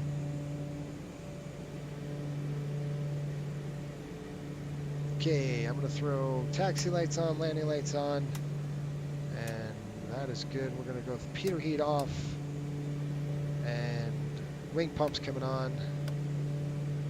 Everything should be go. And ignition, I'm going to throw auto, in case we have a flame out or something stupid. And last but not least, our oil cooler doors are coming open, and our ice deflectors are coming open. Okay, I got the aircraft, so I'm just going to go manual flying right now. See, this says AC on. Let's go to cabin. I want to check that out. See, now the AC compressor is working. But it couldn't work on the ground, and I just don't know why. It's so weird. Alright, let's go ahead and fix this up. Okay, flight director's coming off. I don't need that dang thing anymore. And I want to show you guys, we're going to be right over the fishing grounds. You could see how far this goes out. Like, see this trop, this aqua water? Well, the drop-off is somewhere up. It's not close to land. It's like right here. It's called Gator Point. Do you see the dark area where the light meets the dark right here? That's where the fishing ground is. And it's awesome. It's great fishing. Really fun. And I have depth charts. You know, I used a nautical marine chart when I did it. When I was dealing with it. I don't know. I'm going to have to turn this dumb thing off. But I'll do that after I land. Alright, there's the runway.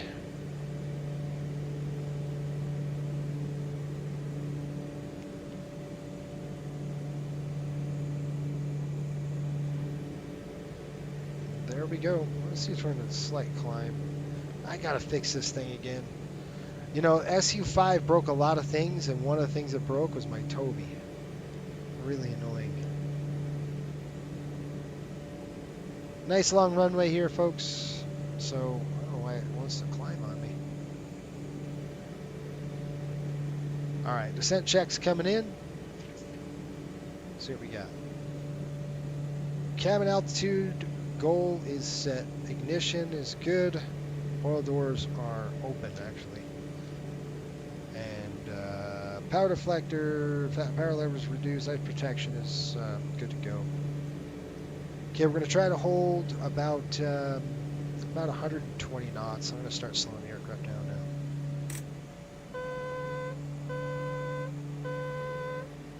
Didn't like that. Pull all that power off. It was like, I don't like that. Alright, so we got to get below the maneuvering. 145, below that, gear coming down. Alright, flap 1 notch. Guys, I'm sorry, I can't move my head. That's just driving me crazy.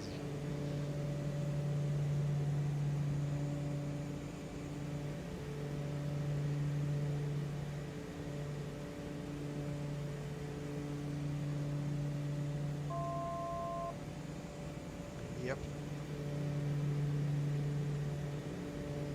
Got a master caution. So what we're going to do is turn off the AC. There we are.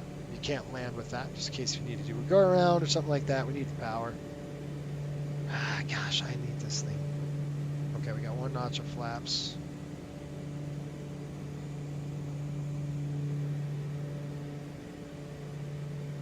We'll hold about 120 until we get a little closer, then I'll drop it off. But anyway, you guys can see out the window here.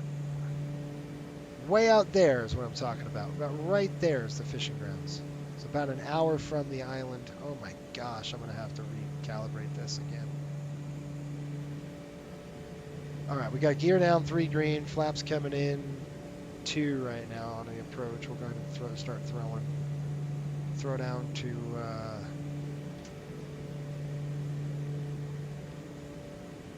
I'll throw down the flaps full here in a little bit.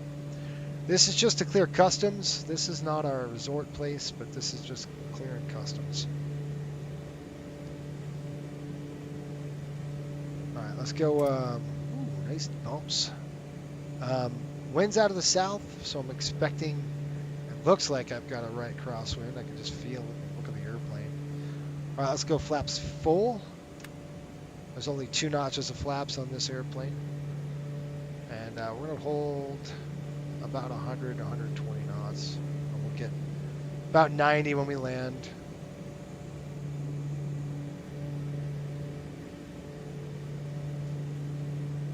Terrain ahead. Terrain ahead. All right, I'm going to go ahead and inhibit that. Go ahead and dial this in. There we are. Approaching. Now, I will tell 1, you, if you 2. are out of energy on this airplane, it won't be kind to you. So, guess what? Make sure your energy status is good. The airplane can stop real quick, so I'm not worried about. You know, 500. There we have it. Sucks. I can't look around. That's my only problem. Yeah, I'm gonna start slowing down just a touch.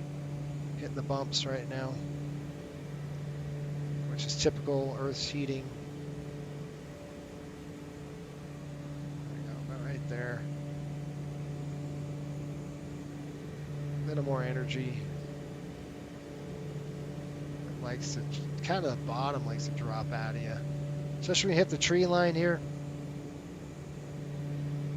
That windsock. Now I'm going to go ahead and pull it back.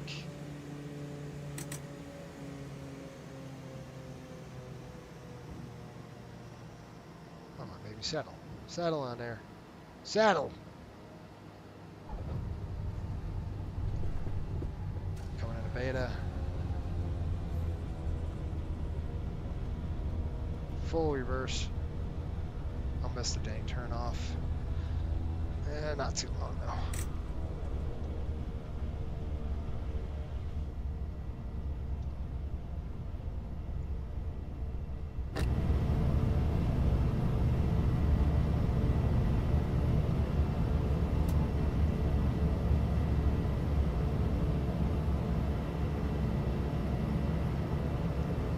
Welcome to Arthurstown, our first stop. Runway 30. Go ahead and feather it. Turn on the dang AC. It's going to get hot.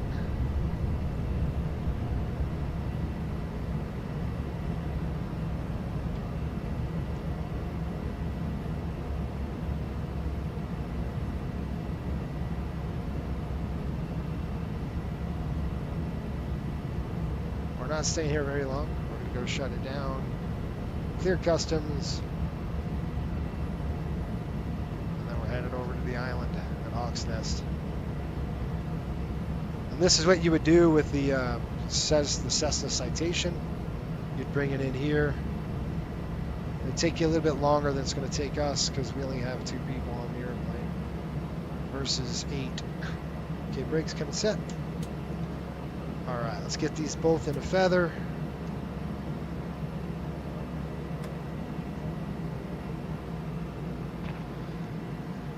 I'll get this done right. Lights coming off. Beacons on. Keep it on nav. These are off. That's off. Flaps coming up.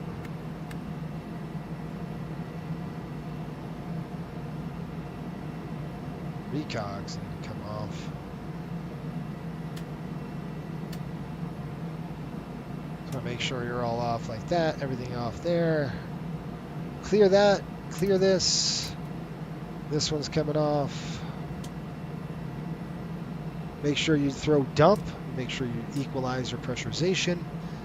And then finally I'll throw this off. That's coming out. And number 2 off. I'm going to pop the window open.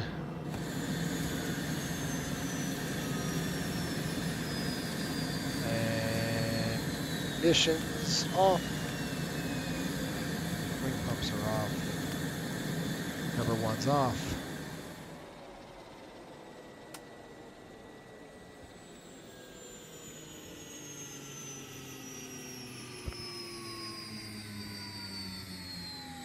All right. Throw this to 1. And I'm going to go ahead and throw the chocks out on the airplane. All that's good to go. Battery's coming off now. Let's get the chocks out. Let's go in the back, open the door. We'll get out and clear customs. How's that? So that leg one's done. Hope you guys enjoyed that. It's a lot of fun clearing this. And you come and go in here with your bags. Oh yeah, I gotta open the door. So let's get the door open. Pop this thing open right here. You have to get your bags to clear customs. That comes out. We already chalked the aircraft. We're not here very long. 10 minutes, bathroom break.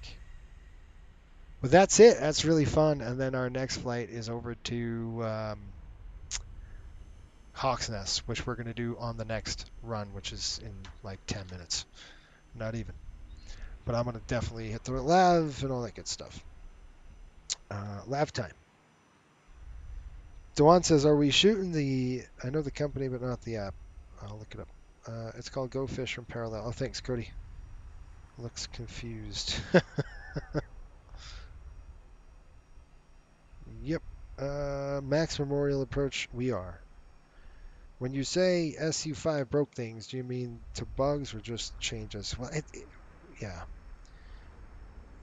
It did, Cody. It broke it. So you have to download new chase plane and flow. I had to download flow and chase plane because 2024 busted the thing. So anytime they do like an update like that, it just screws everything up sometimes. It's a pretty cool little terminal area. I like this little airport. There's no really in real life there's no tower. This is just something the developer did. It was cool. Add a little more life to an otherwise just a shack of an airport. That's about all that there is. All right, guys, I'm gonna stand up, go to the restroom here really quick, and I will be right back. And we will fly the next leg in about 2 minutes over to Hawk's Nest. It's a quick flight. It's probably about 15 minutes. We're not going to climb higher than 5,000 feet. So I'll be right back and hang out.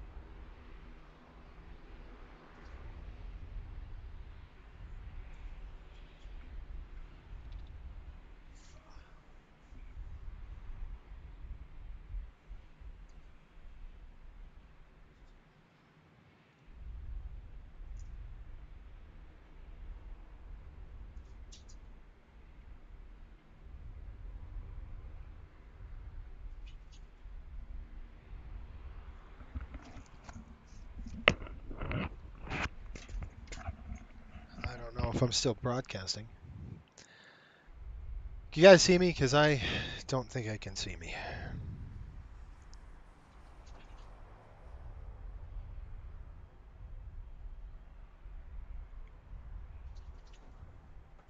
It's like this thing just broke. Oh man, hang on.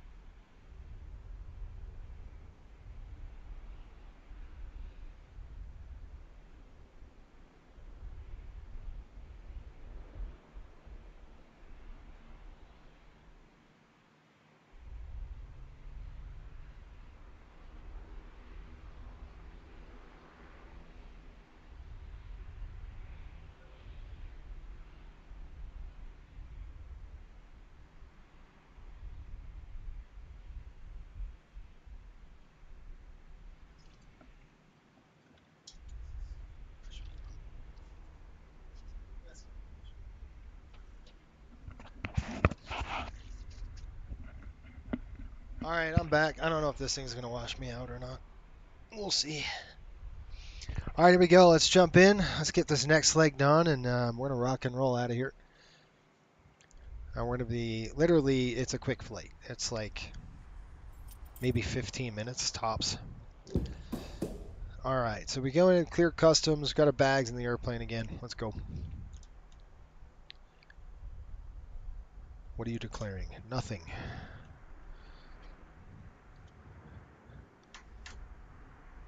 All right, we're gonna hang out over here. Again, it's hot. A little cooler than it was in Miami because of these trade winds that are coming in.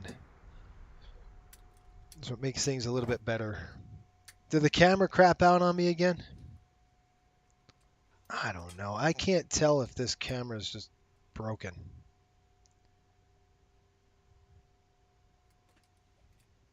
Let's see.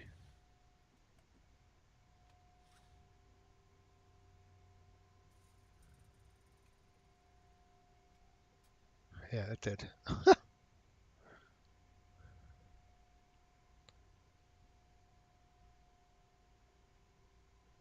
It looks like it crapped out on me. I don't know. Normally I should be able to see. Now this camera is just not great, guys. I don't know what to do. Like I'm lost for words in terms of what to do with this stupid camera. It's annoying. Give me a second. I'll try to fix it one more time.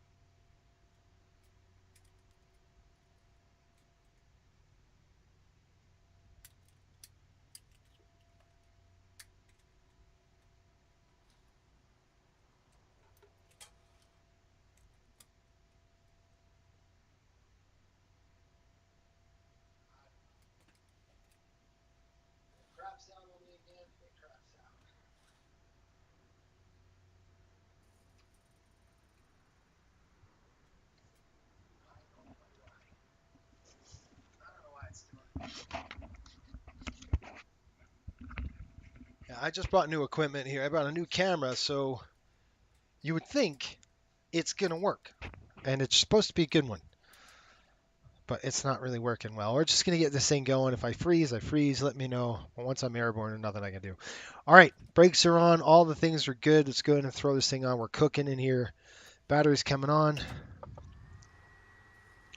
Generators should be off. I don't know why they're on. Okay, good to go. It's 87 degrees in here. We're going to go ahead and throw the nav on. Beacon's on. All that's good. Ignition's coming on. Fuel pump on. Prop. Full forward. Full forward. We're going to start that one. I got the window down. Did we close the door? Yeah, thank you. All right, I'm going to fire this one. And starter is on. Let's go.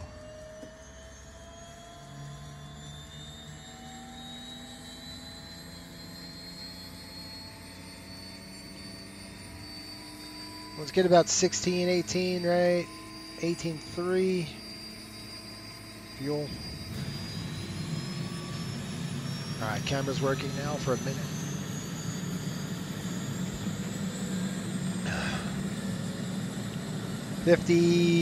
Looking for 53. Now we're going to go to generator on. All right, shut the fuel off. Start number 2. Leak pump on. Start. And I'll throw the blower on. Get some AC going.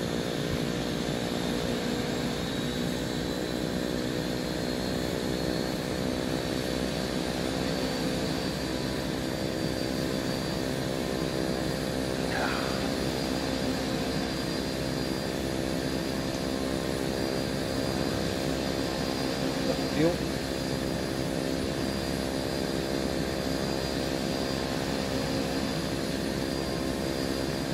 In.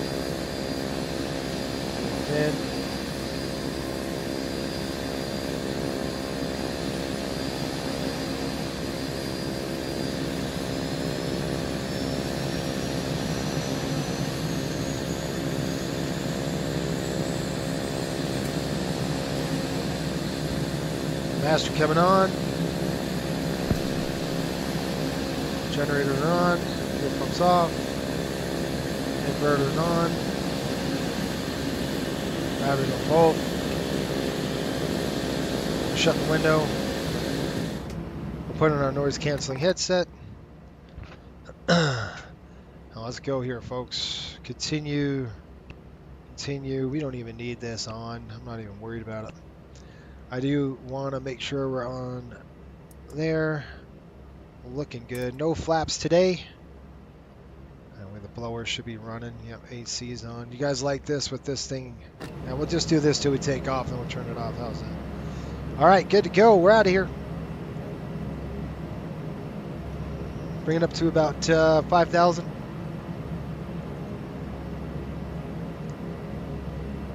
To 500. Brakes off. And we're out of here, folks.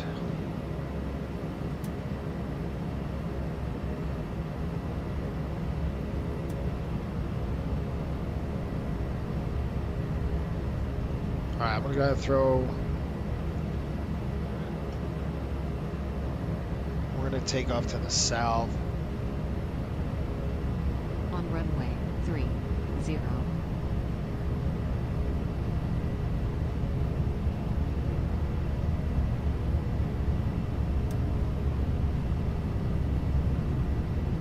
Throw that thing in a feather. Basically, we're going to take off south. We're just going to go south.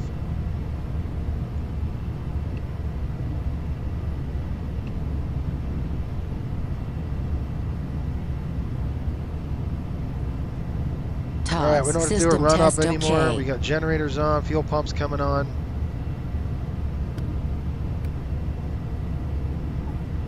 We'll keep the sound off. I mean, we'll keep the headsets where we are right now until we're done taking off, and then we'll go noise canceling. Brakes.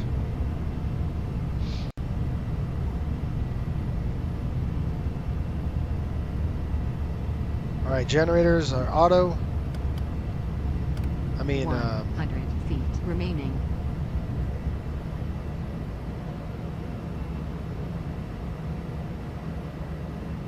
props coming out of feather, going full power. Props. No flaps. All right. On runway. Blowers coming off. Let's go.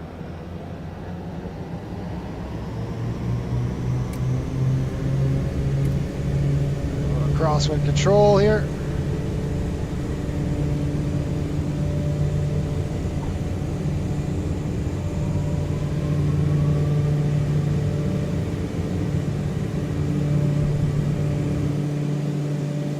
Gear up.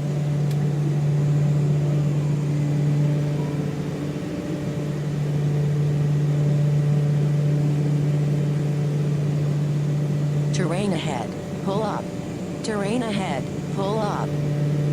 That's not Terrain annoying or anything. Ease.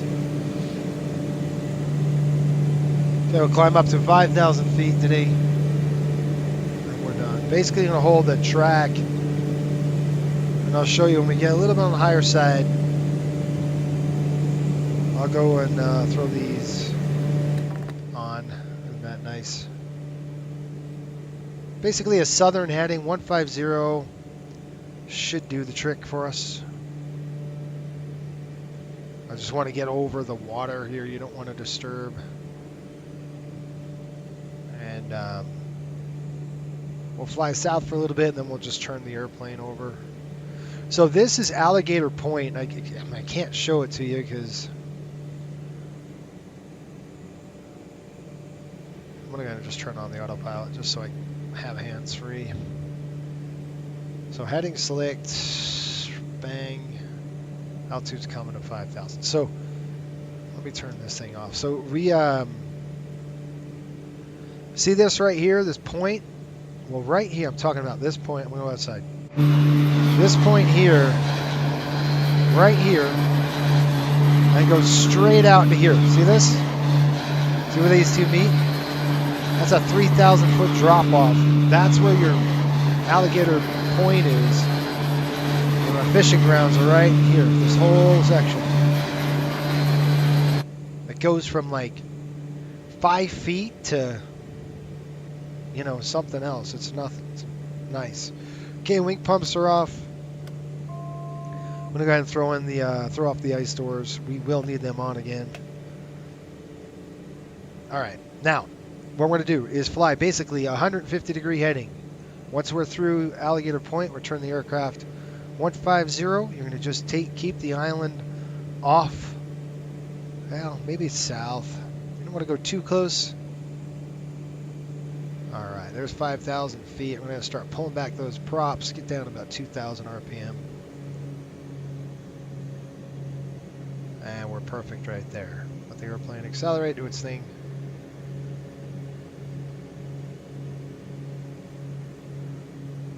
Okay, nice. So what we're doing now is we're heading down to Hawk's Nest. And Hawk's Nest, whatever you did, the quality of your camera is also better than usual. What I did was I bought a new camera. But I couldn't get it to work, and I don't know why it wasn't working before. And who knows how often if it isn't even going to work. I mean, I bought a new camera, I got new lights. But it seems to me that I'm having a lot of problems with it, with the lighting and everything else. So we'll see if this lighting is better. I don't know how this lighting is going to be at night, dark. We'll try, right? I'm trying to light the green screen evenly, and it's just a bit of a pain in the neck sometimes. But we'll see if, especially at night. But thank you, Cody. I'm glad it looked good. I still said I got to dial it in. Why don't you tell chat why it's called the Max Memorial? Yeah.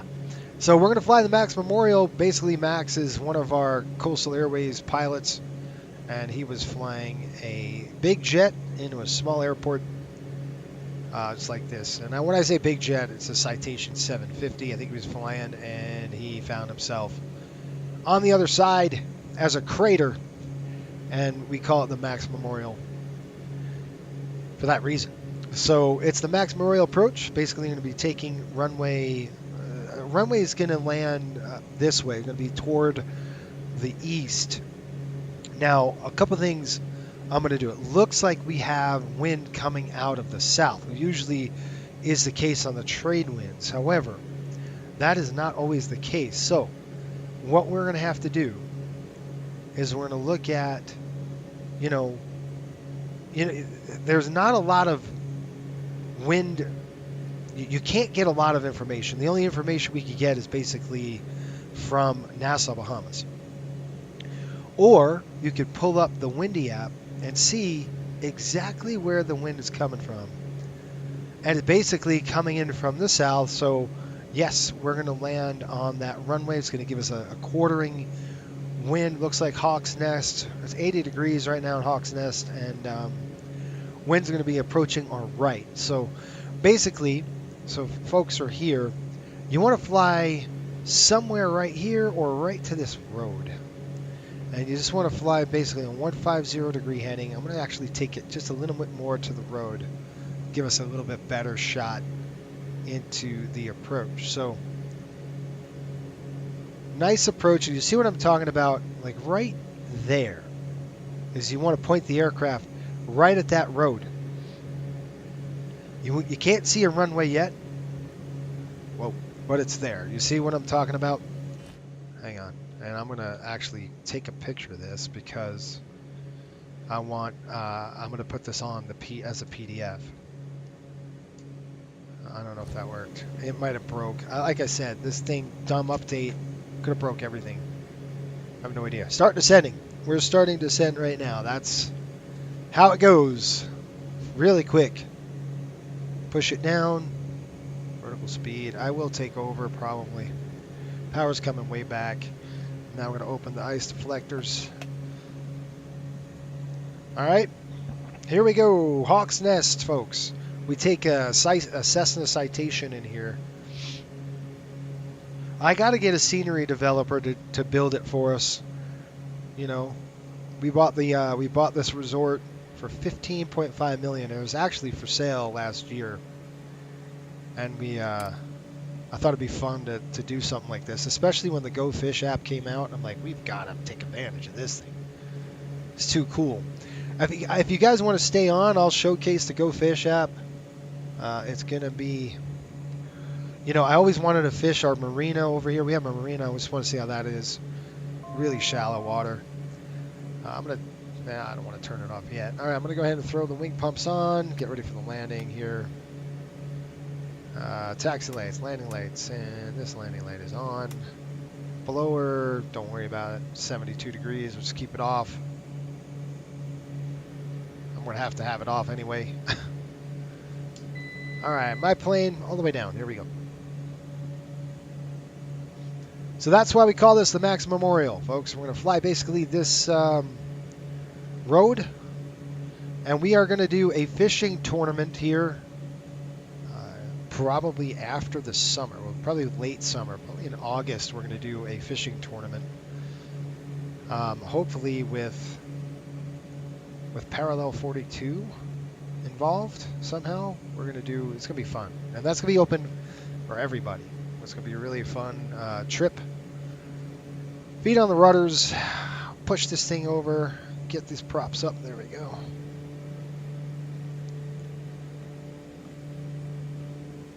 This is beautiful fishing too. Not great, not known for bone fishing. There is bonefish here, but it's not as prevalent as this whole thing is goofy. What in the world just happened? Oh man.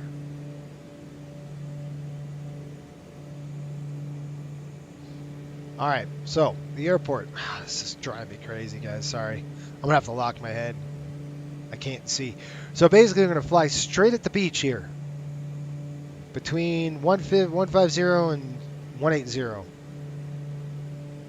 About 2,000 feet. When we get to about 1,000 feet,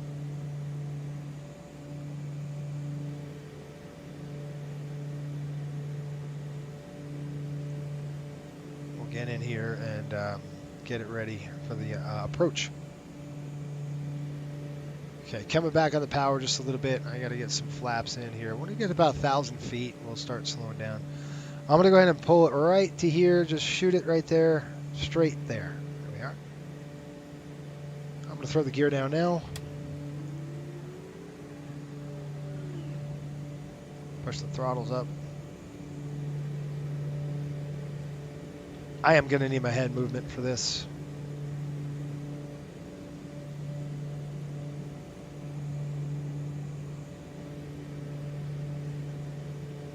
This is one of these approaches you're gonna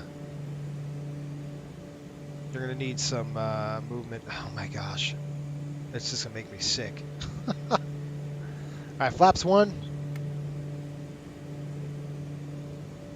About 1,000 feet right now. It's perfect. What we're gonna end up doing is we're gonna fly it straight. About a 180 degree heading now, and I want you to show you this harbor. Push the nose down. See how it cuts out? See how you can't, but you can see how it kind of angles. That's the way you want to fly it. Slow down here just a little bit. We'll drop off some speed. You don't want to turn yet, but very soon we're going to start that turn inbound here. All right, so you want to just start cutting in a little bit, about 1,000 feet.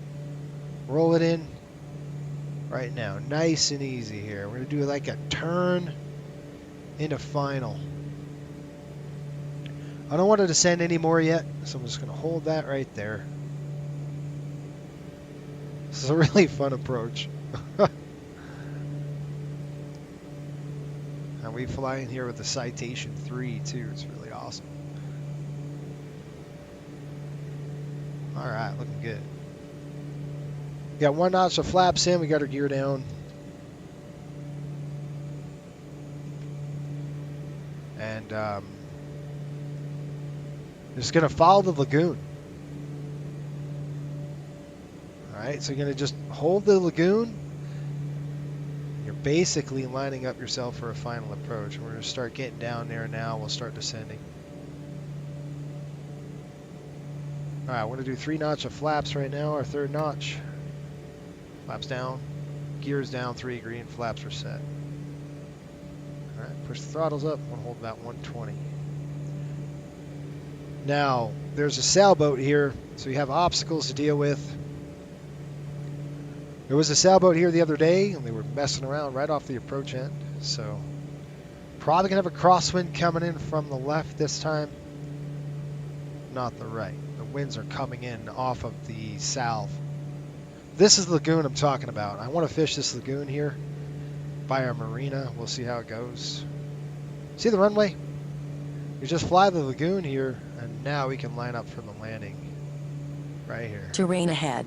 Terrain ahead. Yeah, I know. Terrain Right, ahead. I'm gonna lock my Pull head. up. Terrain ahead. Pull up. I'm not pulling up nothing. We're Terrain going on the high ahead. side, but that's Pull all right. up. Terrain have, ahead. Pull up. Approaching. 2, This, 6. this, Terrain ahead. Pull up. oh my gosh. Terrain shut up. ahead. Pull up.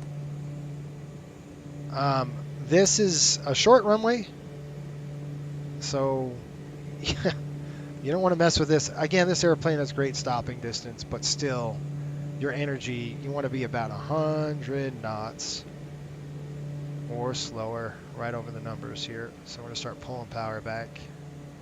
There's that sailboat. We'll clear it. Maybe. Yeah, we'll clear it. Idle it in. Rudder, rudder, rudder, rudder, rudder. Full power.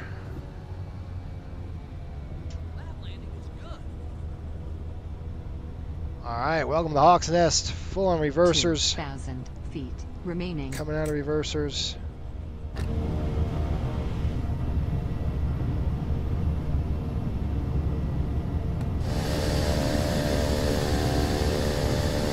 Listen to those brats.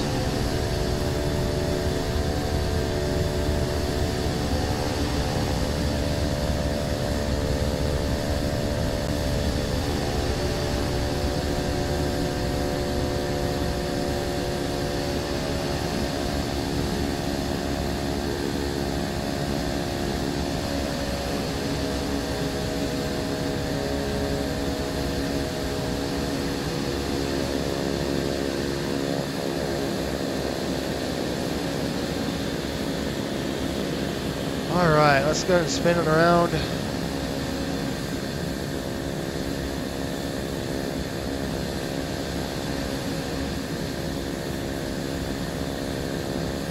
Welcome to Hawk's Nest.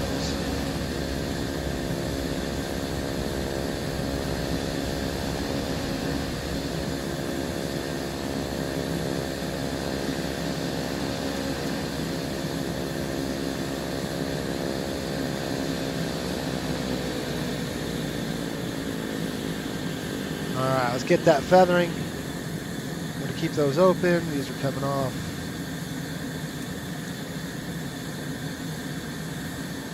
Alright, we're going to go ahead and throw the wing pumps off.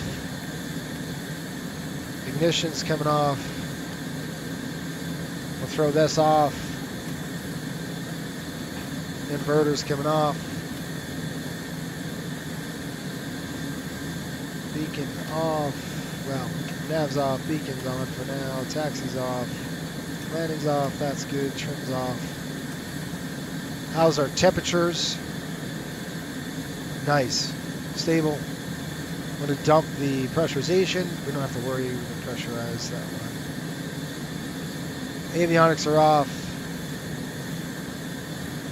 All is good to go. Shut down number 2. I'm going to shut down number 1.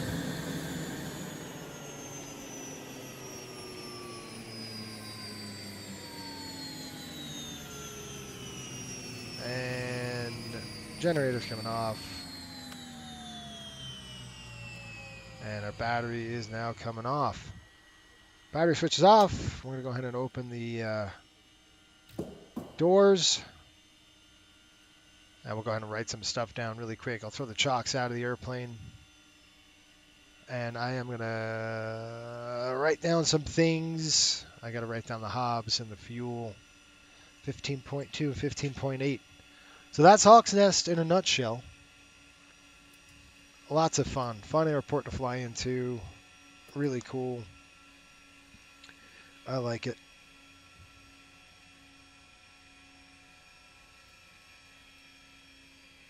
I'm just writing stuff down. 15.8. 15.2 for number 1. And then our fuel, I like to write down a fuel status because this is a weird thing you have to do with this. I'll go ahead and close this there. So with this one, if we go to payload, we got 86 gallons over 80. So I got to uplift all that fuel. All right, pitot covers coming on the airplane. I won't do the engine covers right now because it's hot. But we are going to get out of the airplane, and I'm going to show you this this deal we have. If I could just come right on back, we could get going. Oh, jeez, your flaps.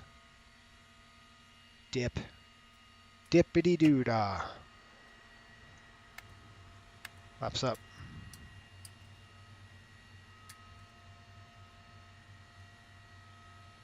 All right, there we go. Now your battery switches off. And last but not least, our beacon light. We'll throw the beacon light off. All right, I want to try this fishing thing just for a second. Let's get outside the aircraft. And now the airplane's going to sit here. We will put the engine covers in there and stuff like that. It's going to probably sit here for a few days. We'll probably, I'll probably fly it back on like a Tuesday night or something like that, and then we can get ready for some airline type flying again, I guess. I have to. Okay. So I want to show you one last thing. I do have to reset this or restart. So I'm going to click restart. And the reason why you do this, it won't save the panel state if you don't in the Duke, at least in this aircraft. So you have to restart it, and then you could come back. And I'll show you what we're going to do. We're going to end up going a little bit of fishing. And I'll show you that stuff here in a minute.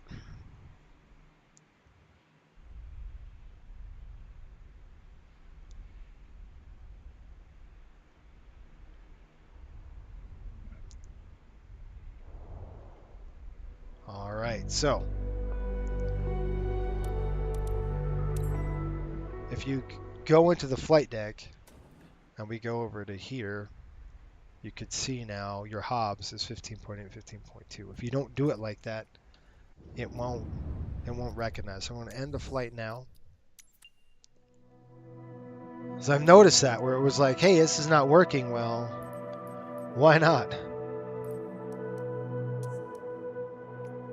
So I'll just back it out. I'll drop it to where we were, which is right here.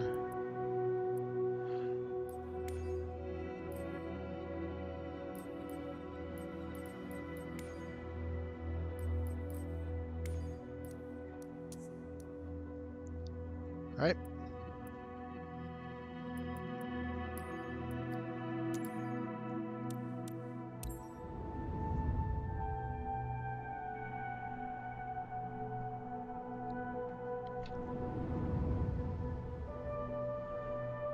I don't know if this is going to work because of the stupid... It just jacked up all my settings, so... Run Who rate knows? awareness. This thing is a Okay. beast. It's great for Feet. this place.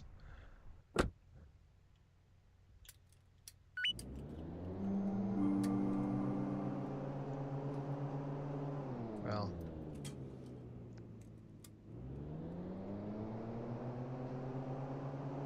Huh. I wanted to use that. Maybe it's the throttle? No? No? No? No? Man, I'm going to have to use... The problem is the controls are all goofy because it screwed it up. So your guess is as good as mine. I'd have to mess with it, but if we come over to here, let me just one little thing. Let me just check it. If I can go to throttle quantum, maybe? I don't know.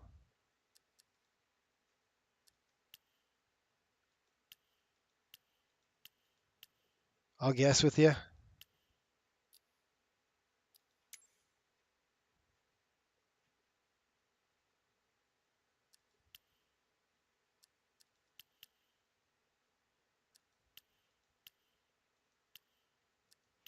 I don't know. You guys, I'll have to figure it out how to do this.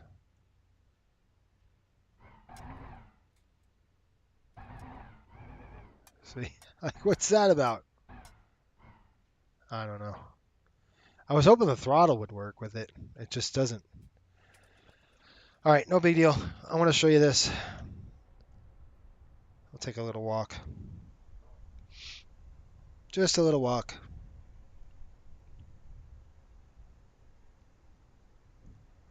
See the beautiful birds flying around here? Really nice.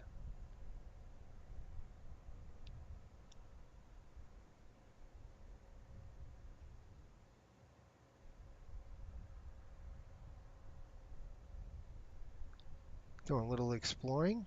Doesn't hurt. The marina is on the back side of this. And there is a... Well, I'm going to have to bushwhack, aren't we? I think I could get there. I don't want to go per se to the marina. Let's go this way.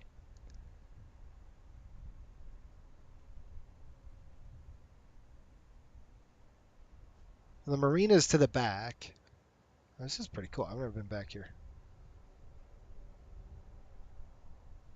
The marina's on the right side, so we have boat docks on the right and all that good stuff. Oh yeah, it's tide stuff. Look at this, man. Mangroves, and so the marina's right there. You'd have to get, so there's our marina dock, stuff like that. So let's try this. Look at the water. It's like super clear and low, what you'd expect here. If we go like this, and I select into this, I'll pull this over. I just want to show you. I just want to see if there's any fish here. Click this. I'm going to go into Go Fish. And I'm going to click Start Fishing. Hang on. And I want to go saltwater. Reel drag, definitely don't want 100. So we're going to go down and we're going to see, is there any bear available? There is. So this is just your typical fish inshore fishing. You have grouper, bones, horseye jack, and albacore.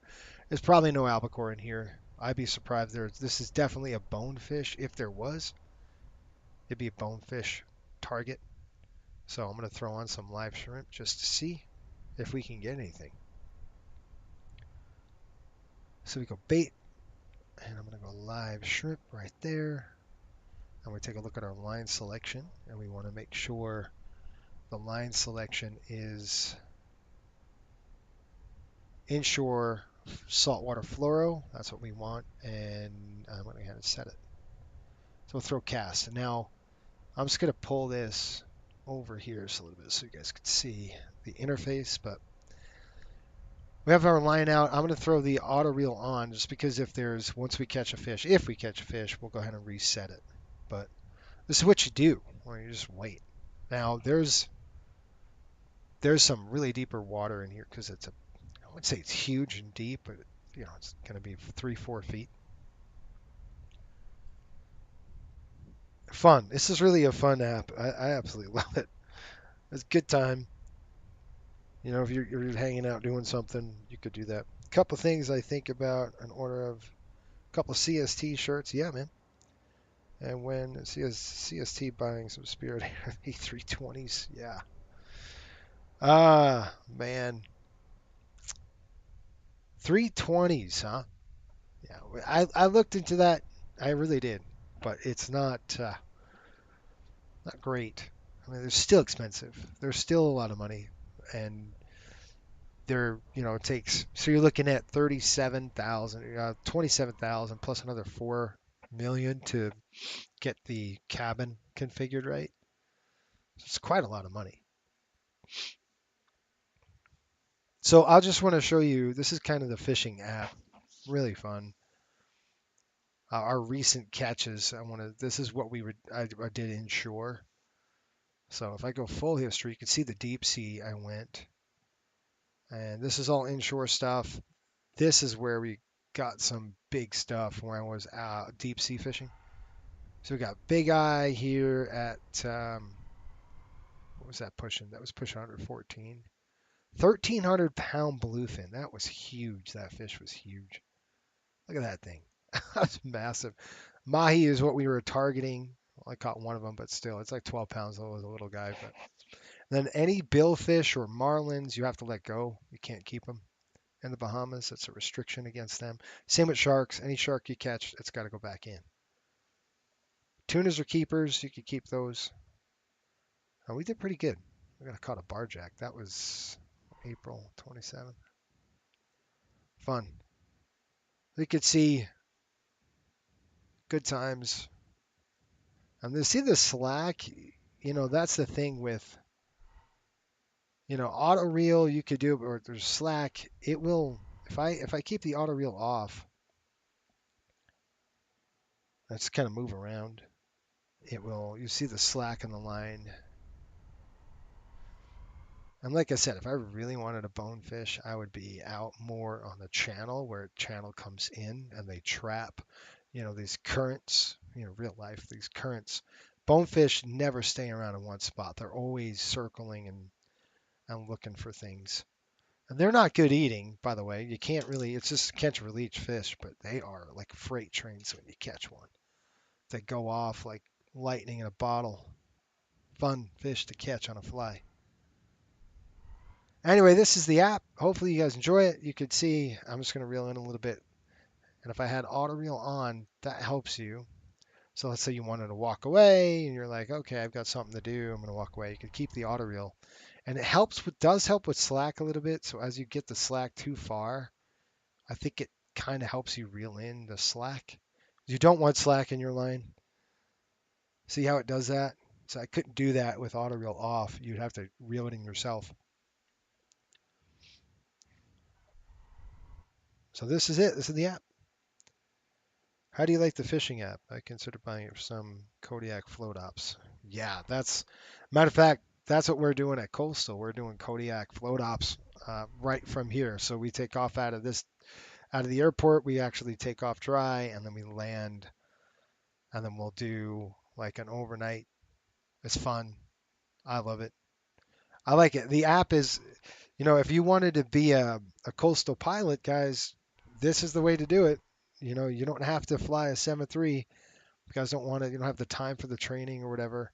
You could get in the door flying our CJ3 and then doing some float ops because we just got a 208 ready to go now. Just a little bit of training. It's not a lot. It's just this is how it goes. This is the ACARS. This is what you need to do. This is the trip. It's super fun. But yes, we're starting that right now at Coastal Airways. It's going to be a good time.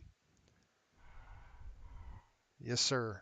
These shirts cool. You can check them out at the FSBN channel. What is it? FSBNshop.com. And there's a tuna. We've got a new one that's got a fishing yacht on the back. It's our coastal fishing charter shirt. It's pretty fun. Wait, CJ3 Coastal has a citation? Yes, we have a citation. So I don't know if you might have walked in the conversation late, but we've got a CJ3 that goes from Miami International about 1 o'clock in the afternoon after all our connections come in, and then you take 8 people on a CJ3, you fly out to what we just did. You basically go from Miami to Arthurstown, you clear customs. It's like a 30-minute layover there in Arthurstown. Then you fly down to Hawks Nest with the CJ3 here. Drop your passengers off, and then you guys could jump in as 208, or you could take the boat and go deep sea fishing. We have a couple fishing grounds that we have points, and then you get paid. The deep sea fishing is a 4-hour day. So just letting you know right now, it's an hour up to the fishing grounds on the boat, and then it's 2 hours of fishing with an hour back. So you're looking at 4 hours total. You get $2,000 when you do it, and hopefully you catch some fish so we can augment our trip that way. I love the fly. Oh yeah, the fly shark shirt. That's a good one. Yeah, it's cool. So that's what we got. So, and that's going to be open. I'm opening that to low time VATSIM folks. You got 5-6 hours on VATSIM, 7 hours, 10 hours. We want a little bit more. Not crazy though. We're not looking for. I think anything over 50 will work well. Especially for those kind of ops. It's fun. Generally VFR. The hard part is going to be landing in really short airports like this one. Hawks Nest is a tough airport to fly into. It's real short, especially with the CJ3. But yeah, we've got that ready to go, and we're needing pilots. So it'd be cool to have pilots fly a little GA. So if you guys wanted some GA stuff, and that could get you in the door into our bigger stuff too, if you want to go through training. So, man, there's no bites going on, man. Really. That's like 134 feet. But it's what you do. I just hang out and just wait. So, anyway, guys, I hope you enjoyed it. I'm going to go ahead and pack up and head over to the docks. I actually do have to do one more test on the deep sea stuff, and then I'm done pretty much. All right, I'm going to drag my reel in here. There's nothing biting. I didn't think anything would bite here. There's nothing going on this spot. It's good to know that there's bonefish in this area. So I'm going to click stop fishing, boop, and then that packs that up. And that's it. Pretty cool. I think this is probably full of mangroves if I had a bushwhack my way through this. Yeah, look at that. He had a duck. That's awesome. There is the docks out here. Well, what's it say? I haven't spoken to Marco much. I'm surprised he didn't tell me about the CJ3. It's my biz chat. Oh, yeah. Yeah, we're doing it, so we've got one on board. That's just a regular, I'll show you the paint. See, here's the trail of this place. And then we got the Cessna 208, so we're doing the Blacksquare as well. The Blacksquare citation, I mean the Blacksquare caravan. That's what I was talking about, the docks.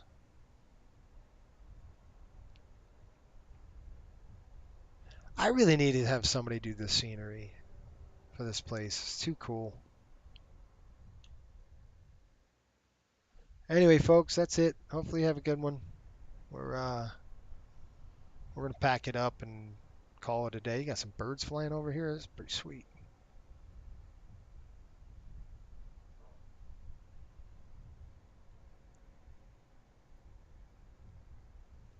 So this is this is why I wanted my little car. could drive through here. And there's the boats, the docks. I bet you it's probably a good time to fish with the sun going down. Probably a great time. Dusk. And that's cool too. I don't know if the boat works since CJ5. I mean the SU5 update kind of broke stuff.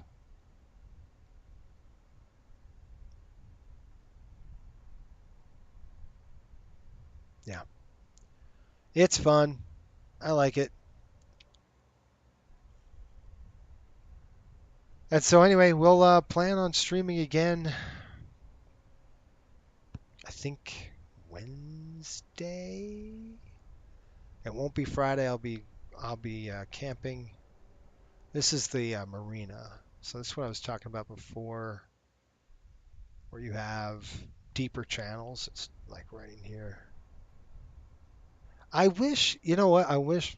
I get it, it's a flight simulator, but I wish they simulate the tides. That would be really cool. They simulate the water and the tides. Be awesome. Thanks again. You're welcome. Yeah, thanks for watching, folks. You have a great one. I'm going to cut it off here and just mess around a little bit. Okay, until next time, keep the blue side up and the brown side down. We'll see you guys on Wednesday. And let me know what you want to do in the comments below. If you want to see another GA flight, we can do that. If you want to do a 7-3 proving flight, trust me, I've got plenty of those to do. All right, have a good one.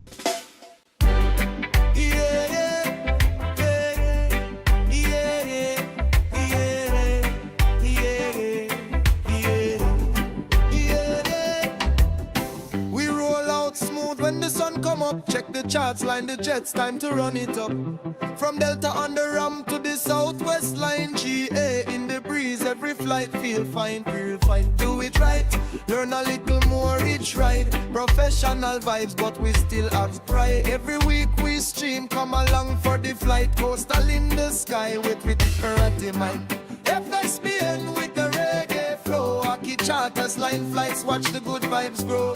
Coastal Airways, we keep it fun and true, come fly